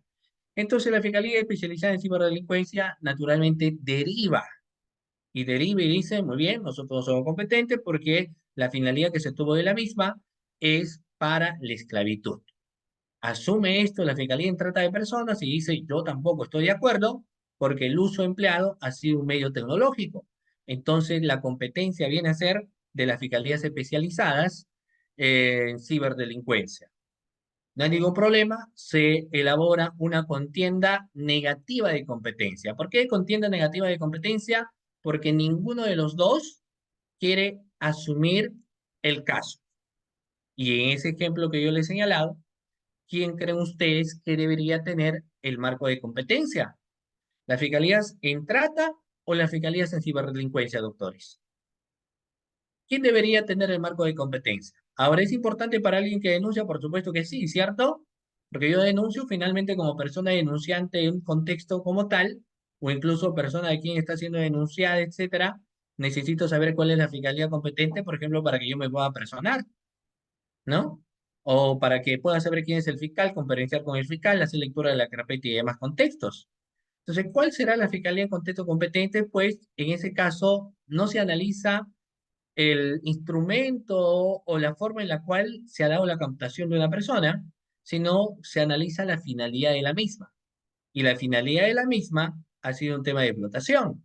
Al ser un tema de explotación, el medio que se ha empleado ha sido el uso de la tecnología, pero en las gamas de la configuración del delito de trata de personas, te dice diferentes vías. Vía directa, vía del uso de la tecnología, las redes sociales y cualquier otro medio análogo, ¿cierto? Entonces, naturalmente, la captación viene a ser ello. Ahora, ¿cuánto es la pena en el caso del artículo 5? Como estábamos señalando el contexto de problemática, la pena, lamentablemente, es una pena privativa de libertad no menor de 4 ni mayor, en este caso, de 8 años. Es decir, es muy posible que aparte de eso, sobre cuestiones de ciberdelito, siguen existiendo las cuestiones también de los beneficios penitenciarios. Ahora, cuando la víctima, en ese mismo caso, ya no es menor de 14 años, sino cuando la víctima tiene entre 14 y menos de 18 años de edad y media el engaño, la pena será no menor de 3 ni mayor de 6 años. Incluso la pena, en ese caso, viene a ser menor. Las modalidades de las proposiciones son finalmente la misma, ¿no? Son finalmente la misma. Ahora, dentro del contexto social, el análisis político y criminal, ¿habrán problemas o no habrán problemas? ¿Sí? ¿Y cuáles son los problemas que podemos encontrar, doctores? Un primer problema es que en una red social, y yo les pregunto a ustedes, vamos a analizar, ¿realmente en una red social yo me puedo dar cuenta cuánto es la edad que tiene una persona? O para ser más específico, ¿cómo yo me puedo dar cuenta qué edad tiene una persona cuando se ha utilizado la red social? Sea, ¿cómo es posible que cuando yo ingrese a una red social pueda saber cuánta edad tiene alguien? O ustedes cuando ingresan a una red social, ¿cómo podrían darse cuenta, doctores, y saber, vamos, de la edad que puede tener una persona? Bastante complicado. Entonces lo que nosotros vamos a hacer es simplemente guiarnos en los datos de información que puede tener esta persona, ¿cierto? Y su dato de información podría decir la edad que la persona tiene, pero ¿es acaso que la edad que una persona va a poner es una edad cierta? O sea, yo estoy seguro que ustedes tienen sus redes sociales. Yo les pregunto, ¿ustedes ponen su año de nacimiento, ponen su edad? Y si ponen su edad, ¿ponen su edad real? Y si en su momento, hace 5 años o 6 años, han puesto su edad, luego la han cambiado, muchas veces queda ahí mismo, ¿no? En el caso de Instagram, por ejemplo, ¿cierto? Entonces hay personas que sencillamente inventan falsos, sobrenombres, fechas de nacimiento distintas, etcétera. Facebook simplemente recepciona, así como Instagram y demás redes existentes, ¿no? O sea, tú puedes engañar al Internet. Entonces uno diría, pero en ese caso que yo puedo darme cuenta también de las fotografías y finalmente, como decían los especialistas, a través de los informes que a veces se daban en estos contextos de ciberdelincuencia. Las fotografías no son otra cosa que imágenes que pueden ser fácilmente trucadas por alguien que ni siquiera es experto en la materia. Hoy en día todos tienen internet y dentro de ese uso del internet y fotografías, ustedes pueden poner filtrado, super filtrado, pueden poner muchas cosas. Entonces, que una persona sepa en puridad cuánta edad tenía una persona, ya sea por el perfil o las fotografías, resulta siendo bastante complicado, ¿no? Por eso es que muchos sostienen que en estos casos debe imperarse en contexto de los errores de tipo que pueden ser de carácter invencible o de carácter vencible. Si la persona no puso ninguna foto y tú la has captado, una persona sin ninguna foto, o una persona que ha puesto fotos de otras personas, entonces será imposible saber qué edad tenía, ¿no? Y será eso, por ejemplo, un error de tipo de carácter invencible. En cambio, si tenía determinadas fotografías, habría que ver de qué fotografías y de qué estas se tratan, ¿no? Para ver posiblemente que nos encontramos ante un error de tipo y, en este caso, invencible. Entonces, habrá dentro de ello las cuestiones de los atenuantes, ¿ya? Ahora, dentro de ello, pues podemos tener varias, finalmente, cuestiones de resultados. No solamente el hecho de que le envía material pornográfico, sino podemos tener, doctores, el hecho, naturalmente, de lo que podría ser los propios tocamientos indebidos, el tema del acoso, el tema de la seducción y obviamente el delito de violación proveniente del contacto a través de las redes sociales, ¿no? Muy bien. Después de esto, doctores, sobre los delitos que estamos acá hablando, ¿ya? De estos delitos relacionados a la indemnidad en libertad sexual. ¿La clase tiene algún tipo de pregunta sobre este delito? ¿Algún tipo de pregunta por parte de la clase, doctores? ¿Preguntas sobre el delito de la indemnidad? ¿Qué puedes hacer como defensa? Depende, ¿no? Depende. Uno analiza como contexto de defensa dependiendo del grado de la imputación que está realizando naturalmente el fiscal. Si el fiscal va a imputar un delito contra la indemnidad sexual a través del uso tecnológico, el uso tecnológico es el medio, mas no necesariamente es el elemento del tipo penal completo como para poder señalar el grado de imputación. Hay que ver que el objetivo es contactar a un menor de 14 años, ¿ya? Y para poder contactar al menor de 14 años, tiene que imperar el contexto del dolo. ¿Y el dolo qué significa? Que yo tengo que saber que es menor de 14 años, ¿no? Menor de 14 años. Ya sea porque lo has preguntado, le has dicho cuántos años tienes y te dijo tengo 13, tengo 12, etcétera, o ya sea porque le has enviado un mensaje de voz y en ese mensaje de voz te dio dicha respuesta, entonces podría ser esto una prueba suficiente como para poder acreditar de que tú sabías que era menor de edad. Pero si la captación no se dio dentro de ello, es muy complicado poder saber que era menor de edad, entonces va a encajar en el segundo párrafo de este artículo 5. ¿De acuerdo? Muy bien. Ah, muy bien. El doctor Jonathan hace una pregunta bastante interesante que es respecto al tema de la tentativa en este delito. ¿Ya?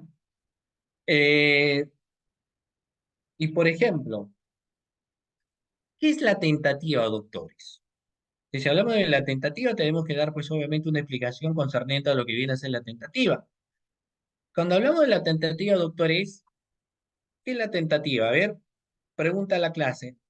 ¿Saben ustedes, doctores, qué es la tentativa? ¿Qué venía a ser, doctores, el tópico de la tentativa? A ver, doctores, vamos, chat. ¿Qué venía a ser la tentativa, doctores? Cuando, el intento ya, pero el contexto de tentativa tiene una interpretación mucho más amplia, porque ¿qué es la tentativa? Intentar realizar algo. Sí, ya sé que es intentar realizar algo, pero para poder acuñar ello, pero ¿qué más podemos decir en el auge de la tentativa, doctores? La tentativa interrupción del intercrímenes. Porque mira, claro, puede ser de que el fiscal impute a tu defendido por el grado de tentativa. Entonces la pregunta es qué yo podría hacer en ese caso en concreto, ¿no? Dentro de ello lo que vamos a señalar es que la tentativa, doctores, no es otra cosa que una forma imperfecta de ejecución. Ya, reitero nuevamente, hablo de tentativa y la tentativa viene a ser una forma imperfecta de ejecución. No se olviden, doctores, tentativa igual a forma imperfecta de ejecución y para eso analizamos el tema del intercrímenes. Una forma imperfecta de ejecución es cuando la persona tuvo un grado de intencionalidad. No nos olvidemos también, doctores, que existe tentativa acabada y tentativa inacabada. En el caso de la tentativa acabada, realizamos la acción, pero no se da el resultado. En el caso de la tentativa inacabada, no realizamos la acción, pero esto no genera ningún tipo de daño existente, ¿no? En el caso en concreto, nos señala que tendríamos que estar en contactar con una menor de 14 años para solicitar o obtener el material pornográfico. No me pide técnicamente que la persona me entregue el material pornográfico para la configuración de los elementos del tipo penal. Suficiente es con que tenemos que solicitar. Entonces, yo les pongo un caso.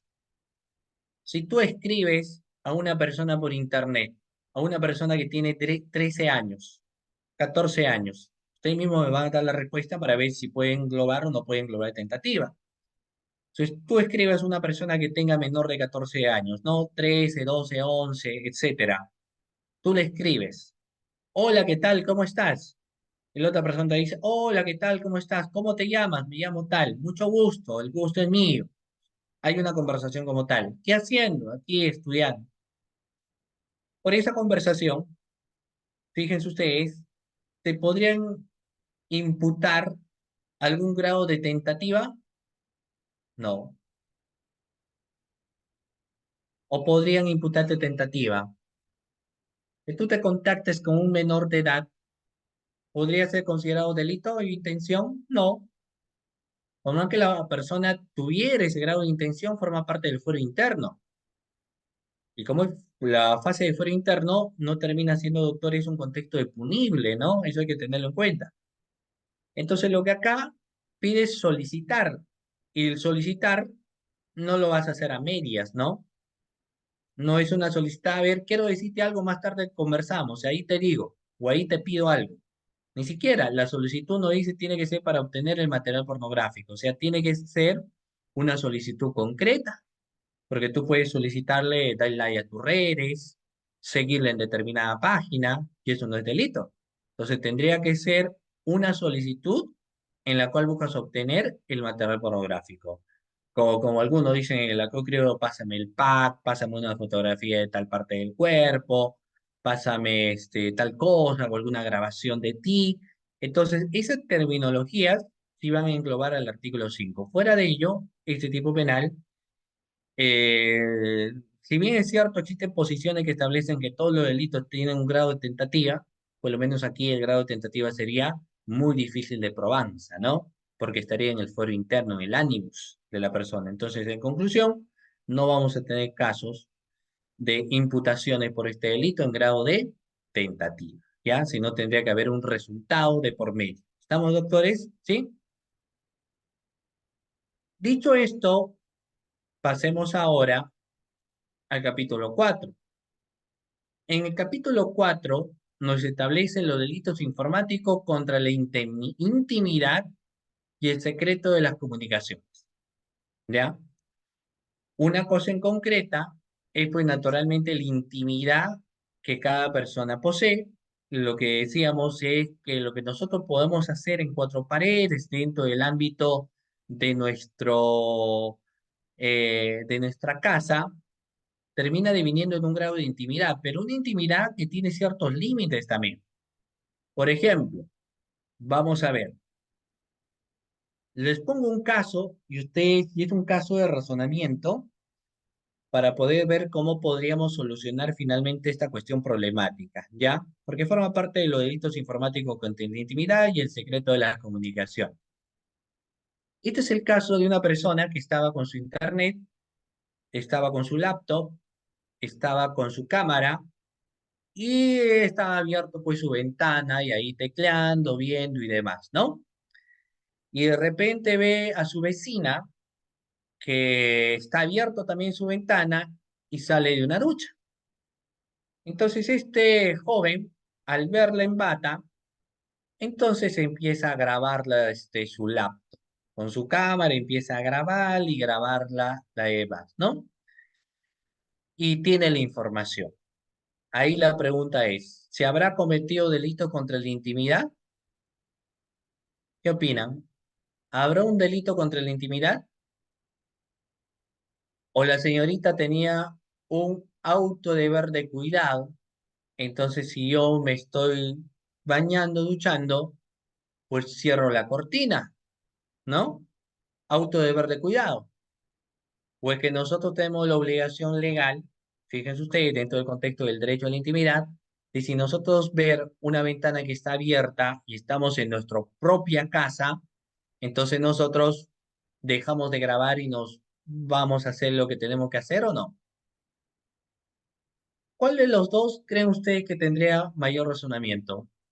Eso sería, doctores, un atentado a la intimidad de una persona o la persona tiene un autodeber de cuidado y protección. ¿Qué podría darse en ese caso, doctores? A ver, ¿alguna idea? ¿Te recuerdan en el chat? Ponderamos ahí su grado de participación que ustedes tienen, doctores, ¿ah? ¿Alguna idea tal vez? Porque esta es una reacción de que te pueden denunciar algún tipo de un delito informático, etcétera. Hoy en día con que las personas empiezan a grabar por el TikTok o empiezan a grabarte por alguna otra red y te dicen esto para las redes, ¿no? Y te van grabando pues en un espacio público, cuando tú estás en tu propia casa y grabas desde tu casa, entonces podrá ser considerado, doctores, un delito contra la intimidad sexual o sencillamente contra la intimidad de una persona. A ver, quiero leer las participaciones que ustedes puedan tener, ¿ya? Finalmente todo plan de lectura y demás contextos que ustedes dicen termina siendo súbitamente bastante Importante, estimado doctores. A ver, vamos a ver. Acá me dice autodeber de protección, avisarle a la vecina que cierre la ventana. Autodeber de protección, no habría delito, pero mm, había un docente que establecía que el derecho penal no protege ingenuos, ¿no? Porque se entiende que nosotros tenemos autodeberes de protección, ¿ya? Pero claro, los autodeberes de protección mínimos, ¿cierto? Los autodeberes de cuidado. Entonces, en este caso en particular, si alguien graba desde su propia casa, no existiría algún marco delictuoso. Como alguien dice, habría que avisarle a la vecina, pero eso sería más una cuestión de moralidad, sería una, o de valores, ¿no? Una cuestión de valores. Entonces, uy, no, yo sé que es tanto así como si yo encuentro, miren, otra situación problemática. Si yo estoy caminando por la calle y encuentro un objeto que se encuentra ahí no me pertenece. Entonces, si yo me llevo, cometo hurto, cometo robo o no cometo nada. No cometo absolutamente nada, porque en las cuestiones del hurto se apropiate de un bien totalmente ajeno, apartando de la esfera de dominio donde se encuentra. Distinto es que yo ingrese a una tienda y me llevo el bien. Diferente es el caso que yo estoy caminando y me encuentro un paquete de $1000. Entonces me lo llevo. Más es una cuestión de decir, bueno, una práctica de valores. Si es el dinero que no te pertenece, entonces debería devolverlo, ¿no? Pero diferente es el caso si tú lo sacas, por ejemplo, de un banco. Lo mismo va a suceder en este caso. Se entiende que por un tema de práctica de valores y demás, si alguien dejó la ventana abierta, sencillamente pues no grabas, comunicas, qué sé yo, o cierras tú mismo tu telón y no lo haces, ¿no? Pero es parte, digamos, de tu propio ser como persona y la propia decisión que tú puedas tomar. Pero no será considerado un contexto de delito si tú haces una grabación porque la otra persona tenía un auge de derecho. Ahora, sin embargo, esta situación que yo les digo termina finalmente siendo problemática. Porque ¿qué pasaría? Arraigo otro contexto más ahí. Esta persona que acaba de grabar, esa grabación lo vende en CDs. Digamos, como algunos dicen, no, en el hueco lo van a encontrar los CDs. Ahí sí estaría cometiendo un delito o no. Si esta persona, doctores, termina esa grabación proliferándolo, ¿no? Diversificándolo a diferentes lados, ahí sí estamos viendo un tema de difusión. Que él haya tenido una obtención y la forma de que lo tenga para sí, por ejemplo, no generaría ningún marco delictoso, pero si esta persona empieza a proliferarlo, estamos hablando de los contextos de la pornografía, ¿no? Entonces ahí sí va incluyéndose obviamente un grado de hecho de delito también que se le va a tener a bien, digamos, en este caso, formular o imputar, ¿ya? Entonces, en el caso de los delitos a la intimidad y el secreto de las comunicaciones, vamos a ver acá. Miren, eh, el contexto del artículo 7 nos dice interceptación de datos informáticos. ¿Ya? Lo que yo les he hablado también era un contexto de ejemplificación inicial. Pero el artículo 7, respecto a la interceptación de datos informáticos, señala lo siguiente. El que deliberada e ilegalmente intercepta, nos dice. Reiteradamente, el que deliberado o ilegalmente intercepta datos informáticos en transmisiones no públicas dirigidas a un sistema informático, originados en un sistema informático o efectuado dentro del mismo, incluidas las emisiones electromagnéticas provenientes de un sistema informático de transporte de dichos datos informáticos, será reprimido con pena privativa de libertad no menor de 3 ni mayor de 6 años, ¿no? Pareciera que el tema de la interceptación de datos informáticos finalmente fue un trabalengua en el contexto de su, este, de, eh, de la descripción del tipo penal. Pero lo que aquí vamos a ver es, por ejemplo, primero, el tema de interceptar, ¿no? Como en el caso de la interceptación de las comunicaciones, tenemos una interceptación de datos informáticos. Ustedes saben que todos nuestros datos se canalizan a través de diferentes unidades. Existe uno a través de la RENIEC, ¿cierto? Porque la RENIEC tiene nuestros datos de nacimiento y demás. Uno a través de los registros públicos, que van a tener los nombres, la partida registral de la propiedad y demás, es decir, poseen nuestros datos de información. La policía, el Poder Judicial, ¿no? Y demás, en las cuales se puede advertir si tenemos o no tenemos antecedentes penales, judiciales o policiales. Lo mismo en el caso del Ministerio Público, que tiene acceso también a informaciones de datos, de denuncias y demás, y el Poder Judicial y algunas otras instituciones también. Todos estos datos de información son de carácter reservado y que no podrían cualquier persona obtener alguna información de ellos, ¿no? Pero ¿qué es lo que pasa en este delito a través de los datos informáticos? A través de los medios tecnológicos, lo que hacen es interceptar datos, es decir, así como la RENIEC puede, fíjense ustedes, verificar todo lo que son nuestras informaciones y demás contextos eh, que puedan existir, ¿no? Fíjense ustedes, doctores, que lo que podríamos encontrar también es que otras personas ajenas terminen interceptando nuestras diferentes fichas RENIEC o nuestros diferentes datos de información en algunas páginas. De hecho, la interceptación de datos informáticos se da en algunas cosas de formalidad legal. Por ejemplo, doctores, vamos a ver, ¿no? ¿Qué se necesita ustedes como abogados para ver si un abogado está habilitado o no está habilitado? ¿Es posible que ustedes, doctores, sepan si un abogado está habilitado o no está habilitado, por ejemplo, en el pago, ¿no? En un colegio profesional? ¿Es complicado saber eso? Si una persona está al día con sus pagos, necesariamente tiene que saberlo caja. ¿Qué es lo que sucede? Lo que sucede es que nosotros, suficiente, ¿qué es lo que deberíamos tener? Su número de, su número de qué, doctores?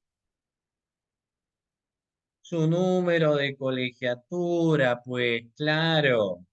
Su nombre completo y su número de colegiatura para que nosotros podamos obtener el dato si está habilitado o no está habilitado y ahí hacemos una presunción. Obviamente, dentro del contexto o auge de presunción que nosotros podríamos tener, es evidenciar que si está inhabilitado, porque esta persona no ha pagado, porque si hubiera pagado, esta persona se encontraría habilitada. Como no, no se encuentra, pues, doctores, habilitada, ¿cierto? Claro, o sea, no necesitamos más. Colegiatura. Ahora, para yo saber la ficha RENIEC de alguien, si yo me voy a la RENIEC, ¿qué te dice la RENIEC?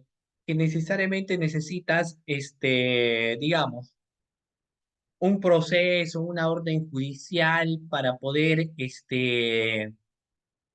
darte la ficha RENIEC de alguien, o suficiente con un pago de carácter administrativo que uno podría efectuar para que finalmente te den la ficha RENIEC. ¿Cómo es, doctores? Yo sé que ustedes, la mayoría, seguramente aquí litiga, pero si ustedes quieren obtener una ficha RENIEC de alguien, suficiente con que ustedes hagan el trámite correspondiente. ¿Para qué? Para que dentro de este contexto del trámite correspondiente les entregan pues la ficha RENIEC, ¿no? Claro, requieren un pago, el concepto del TUPA, y te dan. Entonces, fíjense ustedes, inicialmente cualquier persona podría obtener los datos de información, incluso en la SUNEDU, ¿no? Porque en la SUNEDU te piden el nombre completo o el documento de nacionalidad de identidad y podemos obtener su información, ¿no? O sea, no existen las cuestiones en las que no se puede. Pero eso directamente, bueno, es una interceptación de datos informáticos, ¿no? A pesar que habían varias personas que señalaban que solamente el titular se quería acceder a todo ello, que hay informaciones que no deberían ser públicas, ¿no? Sino informaciones reservadas. Pero en el caso de este delito se utilizan mecanismos, por eso hablábamos hace un momento, cómo es que finalmente existen los medios de la captación de datos para poder interceptar datos informáticos de transmisiones no públicas dirigidas a un sistema informático, originado por un sistema informático, afectado dentro del mismo. Por ejemplo, un asistente de función fiscal que tenga el acceso a la ficha RENIEC pero que este asistente en función fiscal recibe un mensaje a su propio correo electrónico o a su bandeja de mensajes. Hoy en día, por ejemplo, en el caso del Ministerio Público se habla del famoso SEA. En el SEA, doctores, uno recibe una gran cantidad de oficios y demás. Incluso dentro de los oficios puede pedir que se rellene información en determinados links. Es posible que el ciberdelincuente acceda al SEA y en el SEA pida el ingreso a un link. En el link te pide detallar unos datos, incluso conectarte con tu propio correo. Entonces la persona se conecta en el correo suficiente para que ingresen a poder, en este caso, interceptar tus datos informáticos. O sea, desde saber los números de casos, desde saber la RENIEC de muchas personas y todo obviamente lo que se encuentra en la bandeja. Por eso que precisamente, no solamente en el caso del Ministerio Público, de otras instituciones, ¿qué es lo que te piden por seguridad? Para no ser víctima no solamente de una clonación de datos, robo de datos, sino también interceptación de datos informáticos. El tema de la clave de seguridad. Ya que ustedes tienen sus correos, doctores, para generar una buena clave de seguridad, ¿qué es lo que nos piden? ¿Cómo debe ser nuestra contraseña, doctores? A ver, ¿cómo tendría que ser nuestra contraseña para que en este caso no puedan tener acceso fácil a nuestra información, doctores? ¿Qué es lo que tiene que contener la contraseña? A ver, ¿se recuerdan? ¿La contraseña solamente tiene que tener letras? No, ¿qué es lo que tiene que tener? Números. Ya, sí, claro. Dentro de la complejidad hay el propio semáforo que nosotros encontramos, ¿cierto? Rojo, amarillo y verde. Si está rojo, nada de seguridad. Si está verde, si está amarillo, mediana seguridad. Y si está verde, seguridad completa. Si tú pones, por ejemplo, tu propio nombre como clave, entonces es peligro latente, ¿no? Cualquier persona es posible que pueda clonar tu información. Pero si tú tienes, por ejemplo, números y letras, entonces nivel amarillo, porque es un poco más complicado.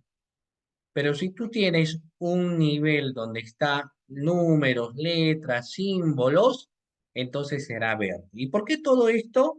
Porque lo que piden es que la persona no pueda acceder fácilmente a tu diferente correo que tú poseas.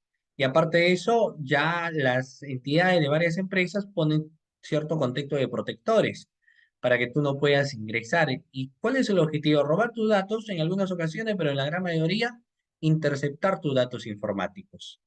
Interceptar los datos informáticos. Entonces, mientras que tú estás en tu computadora, otra persona puede ver tu computadora. ¿Sí saben eso, no, doctores? ¿Sí? Esto, por ejemplo, se ha aplicado en el tema del teletrabajo. ¿Qué es lo que pasaba en el teletrabajo? Y se aplica, no sé, entiendo posiblemente que varios de ustedes han hecho el contexto del teletrabajo, ¿no? ¿Qué es lo que pasaba ahí? Toda tu computadora, todo lo que está instalado, ¿cierto? En tu computadora que se encuentra naturalmente en tu centro de labores, tú podías tenerlo también en tu propia computadora. ¿Y por qué lo podías tener en tu propia computadora? Porque obviamente ciertos doctores te lo podían haber instalado. O incluso te instalaban ahí los especialistas en sistema y te decían, muy bien, ahora sí simplemente vas a tu máquina y ahí ingresas a tal, ingresas el número tal en tu correo y ya con eso todo lo que está aquí en la máquina, tú lo vas a poder ver. La única condicionante es que no apaguen tu máquina, porque si la apagan tu máquina que está en el trabajo, entonces tú ahí sí ya no vas a poder lamentablemente ver, ¿no? Pero mientras que tu máquina está prendida, tú puedes ver todo el rato, todos los días de la semana que tú quieras. Entonces, ¿qué hacen en la interceptación de datos informáticos? Hacen ello. Ingresan a tu correo como usuario, como persona que trabaja en alguna institución, etcétera, que canaliza datos, en fin, estadísticos y demás. Ingresan ahí a través de los mensajes de texto a tu correo de tu propio Gmail institucional, tú ingresas y bueno, simplemente fácil a través de ello, obviamente, te pide uno, incluso con el solo link, que pueden acceder y ya te están interceptando todos tus datos. Y tú ni cuenta, ¿no? ¿Por qué creen ustedes, doctores, y esto salió en los medios de comunicación como formas de ciberdelincuencia también, donde existen lugares donde una persona dice, a ver, quiero datos e información de determinada persona, ¿no? Datos de información de Pepito, datos de información de José, datos de información de Ricardo. Entonces te dicen, ya, pero ¿qué información quieres? Si quieres su RENIEC, si quieres su título, si quieres si tiene antecedentes, si quiere tal cosa, si está casado, divorciado, hijos, demás, denunciado en la RENAU, creo que se llama, ¿no? Tema de alimentos y demás, todo te lo damos y el paquete completo son tantos soles. Si tú solamente quieres saber tanto, es tantos soles. Te entregamos toda la información. En la investigación se tiene la hipótesis, uno, de que es muy posible de que tal vez trabajadores mismos de la institución estén coludidos, es decir, hablamos de bandas delictivas, a través del cual remitan datos de información. Esa es la primera alternativa. Y la segunda alternativa es posiblemente que estas personas trabajen con personas especialistas en interceptar datos informáticos, es decir, estamos hablando de ciberdelincuentes, ¿no? Por eso es que hoy en día, y eso lo veíamos en la anterior clase, ya la pérdida del celular no es una pérdida cualquiera del bien material, el bien patrimonial, sino que los contextos de pérdida del celular también van arraigadas, por ejemplo, hoy en día a otras cuestiones mayúsculas, ¿no? Y eso es lo que de una u otra manera hoy en día también se establece, se señala, se tiene en cuenta, ¿ya? Eso dentro del contexto de la interceptación de datos informáticos, ¿sí? ¿Qué nos dice acá entonces? Cuando esto sucede, hay una pena privativa de libertad no menor de 3 años ni mayor de 6 años. Y la pena privativa de libertad será no menor de 5 ni mayor de 8 años cuando el delito recaiga sobre información clasificada, ¿no? Como secreta, reservada, confidencial. Esto podemos hablar en el caso, por ejemplo, de la reserva de las investigaciones, de reserva del secreto bursátil, o reserva de información por tema de seguridad. Esto al amparo de lo que naturalmente establece la ley 27806, ley de transparencia y acceso a la información pública, ¿no? Y la pena privativa de libertad será no menor de 8 ni mayor de 10 años cuando el delito comprometa la defensa, seguridad o soberanía nacionales. Si el agente comete el delito como integrante de una organización criminal, la pena se incrementa hasta un tercio por encima del máximo legal previsto en los supuestos anteriores. No se olviden que hemos dicho que exista posiblemente facciones de organizaciones criminales, pero que se dediquen a asaltar o atentar contra datos informáticos de grandes unidades o de grandes instituciones, ¿no? Entonces, por ahí va el contexto de imputación de este marco delictuoso.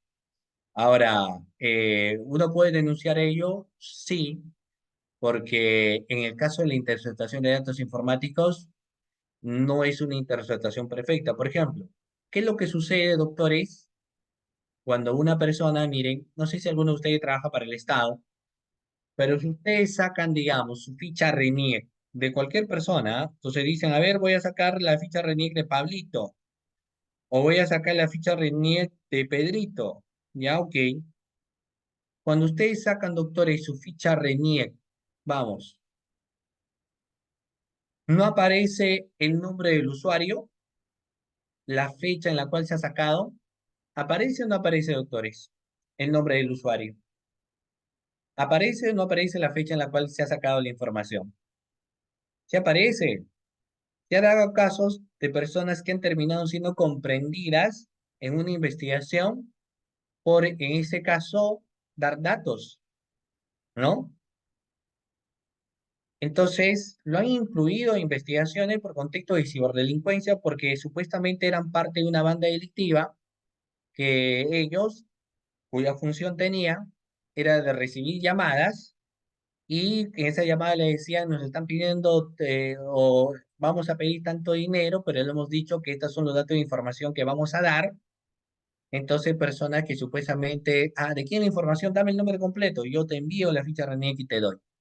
Simplemente tapas mi usuario nada más, lo cambias, lo modificas y listo, ¿no?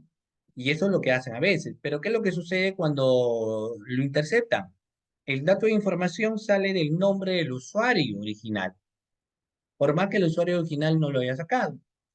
Y eso finalmente te arroja cuántas fichas RENIEC tú has bajado. Este es el caso de un trabajador que denunció, obviamente, en la Fiscalía de Ciberdelincuencia, porque observó en su bandeja que sacaban fichas RENIEC, Y él decía, pero la última vez que saqué una ficha RENIEC es aproximadamente hace 5 meses. ¿Cómo es posible que ahora me aparezca que estoy sacando ficha RENIEC? Y efectivamente llamó al especialista en sistema y el especialista en sistema le dijo, sí, acá aparece en tu bandeja que tú has sacado un promedio de 200 fichas RENIEC en los últimos 2 semanas. Y él decía, imposible que yo saque tanto. Le recomiendo naturalmente que haga una denuncia y dentro de la denuncia, los temas de información, de acuerdo, se logró, aquí ingresa otra cuestión de problemática, porque lo que se logró ver es el móvil que habían utilizado y el móvil que habían utilizado es la interceptación de datos informáticos. Pero la persona que había realizado ello utilizaba pues cuentas clandestinas, no podían activar la dirección IP, porque aparte de eso, de la laptop, porque sí se identificó de la laptop en la cual trabajaban, era una laptop que había sido robada o reportada como robada, entonces naturalmente era muy complicado dar con el paradero, ¿no? Pero sí se logró advertir de que el móvil que la persona trabajaba era en el contexto de la interceptación de datos informáticos. ¿De acuerdo? Muy bien.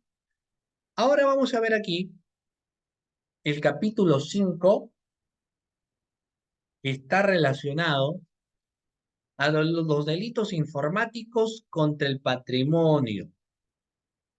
De todos los contextos de delitos informáticos, este caso en particular de delitos informáticos contra el patrimonio es la que tiene, doctores, la mayor cantidad de casos vigentes, ¿ya? Es la que posee la mayor cantidad de datos vigentes y el artículo 8 nos habla del fraude informático. Reiteradamente, el artículo 8 nos habla del contexto de fraude informático. ¿Y qué nos dice? El que deliberada e ilegalmente procura para sí o para otro un provecho ilícito en perjuicio de tercero mediante el diseño, introducción, alteración, borrado, supresión, clonación de datos informáticos de cualquier interferencia o manipulación en el funcionamiento de un sistema informático. ¿Ya? Fraude informático. ¿De acuerdo? Muy bien. Acá nos habla de un provecho ilícito, ¿no? Una alteración, borrado, supresión. Por ejemplo, han habido casos de páginas grandes en las cuales se han dado comunicados erróneos. Y no estoy hablando de clonación de páginas, sino, por ejemplo, página del Ministerio de Transportes, página del Ministerio de Cultura, o la página de la PCM, página del Tribunal Constitucional, etcétera, ¿no? En esa misma página oficial ingresan para, en este caso, alterar, suprimir datos informáticos. Ejemplo, la dirección. Ejemplo, el correo. Ejemplo, el número. O cuando se dice contactos y demás cosas, clonan. O incluso, en el caso no solamente de entidades de esa manera, ¿ah? Incluso podemos hablar de las propias instituciones de capacitación, donde a veces algunas instituciones dicen el QR para tal, o el tema del yapeo, ¿no? Yapea tal número. Ah, entonces la persona pues buscan en la página y dicen, ah, correcto, voy a yapear, ¿no? Pero ese tema de yapeo lo van alterando, la numeración, lo van suprimiendo, etcétera. Entonces, toda esa actividad es fraude informático, ¿ya? Es considerado cuestiones de fraude informático, ¿de acuerdo, doctores? Y esto obviamente es un atentado directo, en muchos de los casos de la mala competencia y otros sencillamente con otros fines, ¿no? En el caso que le decía del yapeo. Porque claro, si una empresa que se dedica a los rubros de capacitaciones o cualquier otra actividad, donde la gran mayoría de personas que están ahí presentes, lo que hacen es pagar por el medio del yape, entonces ahí precisamente pueden ser estos alterados, ¿no? Y ahí forman parte de la cuestión de los fraudes informáticos, ya borrado, supresión, clonación, en fin. Aunque el tema de clonación es distinto, ¿no? Porque el tema de clonación no es otra cosa que hacer una copia espejo, ¿ya? Y no dice, pues, de datos informáticos o cualquier interferencia o manipulación en el funcionamiento de un sistema informático, la pena es una pena privativa de libertad no menor de 3 ni mayor de 8 años y con 170 a 120 días multas. La pena será privativa de libertad no menor de 5 ni mayor de 10 años y de 80 a 40 días multas, ¿no? Ese es en el contexto, doctores, de los datos informáticos. Igual, como toda investigación de esta magnitud y el artículo 8 no hay la excepción, forman parte de los contextos de las cuestiones agravantes, ¿ya? Luego tenemos el capítulo 6 que nos hace mención de los delitos informáticos contra la fe pública. Y esto contra la fe pública es uno de los más comunes porque está relacionado a la suplantación de identidad. Acá nos dice, el que mediante las tecnologías de la información o de la comunicación suplanta la identidad de una persona natural o jurídica, siempre que dicha conducta resulte algún perjuicio material o moral, será reprimido con pena privativa de libertad no menor de 3 ni mayor de 5 años. O el que mediante las tecnologías de la información o de la comunicación suplantar una identidad. El tema de la suplantación va en el contexto, por ejemplo, doctores, de los factores de clonación de páginas iguales, con datos iguales, ¿de acuerdo? Pero que utilizan los medios para un ingreso mayúsculo y que no es tan complicado, por lo menos en el contexto de difusión. Por ejemplo, institución de capacitación, pero que no se caracteriza por enviar la información a través de la vía de WhatsApp. Una página clona esta, aprovecha el WhatsApp para hacer difusión multitudinaria. Entonces, en este auge de la difusión multitudinaria, vamos a ver el contexto de la suplantación, por ejemplo, de la identidad, ¿no? Y se utilizan pues tecnologías netamente con clonación. Es cierto que hace un momento en la clase ustedes decían, podemos identificar en el tema del URL y demás datos que se consignan, o el HTTP también, ¿no? Que se suelen poner, por ejemplo, a las páginas, pero no es tan sencillo como uno parece. En el contexto de suplantación de identidad, todo lo que esto tiene una página real, terminan teniendo pues estas páginas, ¿no? Muy bien. Ahora, luego tenemos,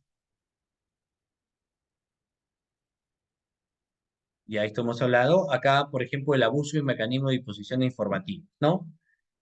Eh, Vamos a ver también, doctores, todo lo que anterior hemos señalado, cuando hablamos del parking, del phishing, del malware, de todo eso inicialmente que nosotros hemos señalado en nuestra disertación, ¿de dónde creen que es creado? No es que estas se crean de la nada, ¿ah? Sino que todo lo que ahí se menciona, doctores, por ejemplo, son aquellos que van a ser fabricados, diseñados, vendidos, distribuidos, importados, en fin. Existen personas que se encargan precisamente a vender cuestiones de virus, de malware, ¿no? Incluso de programas para poder utilizar el phishing, el parming, ¿de acuerdo? Hay personas que se dedican a eso. Y el artículo 10 está relacionado al abuso de mecanismos dispositivos informáticos, es decir, de personas que utilizan todos estos medios que yo les estoy señalando para cometer pues unos actos delictuosos. Esto tiene agravante sí, porque nos dice que el juez aumenta la pena de privacidad de libertad de un tercio por encima legal para cualquiera de los proyectos en la ley cuando la gente comete un delito. Uno, y pertenecían a una organización criminal mediante el abuso de la posición especial de acceso a la data de la información, es una persona que trabaja dentro de una entidad del Estado, o el delito compromete fines asistenciales sociales, como en el caso de la pandemia. En el caso de la pandemia, en el caso de las donaciones, al parecer han habido casos de personas que han tenido o han buscado la clonación también de cuestiones de páginas, entonces ahí vamos a tener obviamente estos contextos pues, problemáticos. Ya los factores que favorecen la ciberdelincuencia, hemos señalado, son múltiples, y el impacto de la ciberdelincuencia, pues en los últimos años va generando adeptos y sobre todo se va duplicando los contextos de ciberdelito, ¿ya? No es por nada que uno, por ende, hoy en día a gritos pide de que podamos modificar las cuestiones de nuestros códigos, de contraseñas y demás contextos importantes, ¿ya? Muy bien, doctores. Ya hemos visto las convenciones normativas en la sesión de clase, el día de la primera sesión de clase, que ustedes lo han tenido. Y bueno, esto era uno de los factores esenciales, ¿ya? Muy bien. Tengo a Carlos. Adelante, Carlos. Sí. Sí, Carlos. No sé si levantó su mano. Uy, no le escucho a Carlos. Bueno, doctores, entonces, de esta manera, vamos concluyendo la disertación del día de hoy. Hemos hablado de estas cuestiones generales, básicamente el enfoque de delitos, y todos los delitos que hemos visto hasta aquí son de marco de competencia de las fiscalías especializadas en ciberdelincuencia, ya que como lo hemos señalado también, la gran mayoría de contextos de sus investigaciones son consideradas investigaciones de carácter complejo. Muy bien, doctores. Entonces, no. A ver, Carlos, en todo caso, lo que pasa es que tendrías, Carlos, la opción de levantar la mano. No sé, ya. En la opción de la mano quizás te podrían permitir porque no veo, levantó tu mano. ¿Ok? Ya. Pero bueno. Entonces, doctores, de esta manera llegamos a la parte final de la sesión de clase el día de hoy, agradeciéndose en primer lugar a cada uno de ustedes que se han dado cita a esta sesión de clase el día de hoy, agradecerle también de esta manera a la institución CEPOCAP por la cordial invitación a mi persona y todos ustedes que han estado presentes, doctores, en esta sesión de clase, muchísimas gracias. Y Dios mediante nos estaremos viendo en una próxima oportunidad. Muy buenas noches.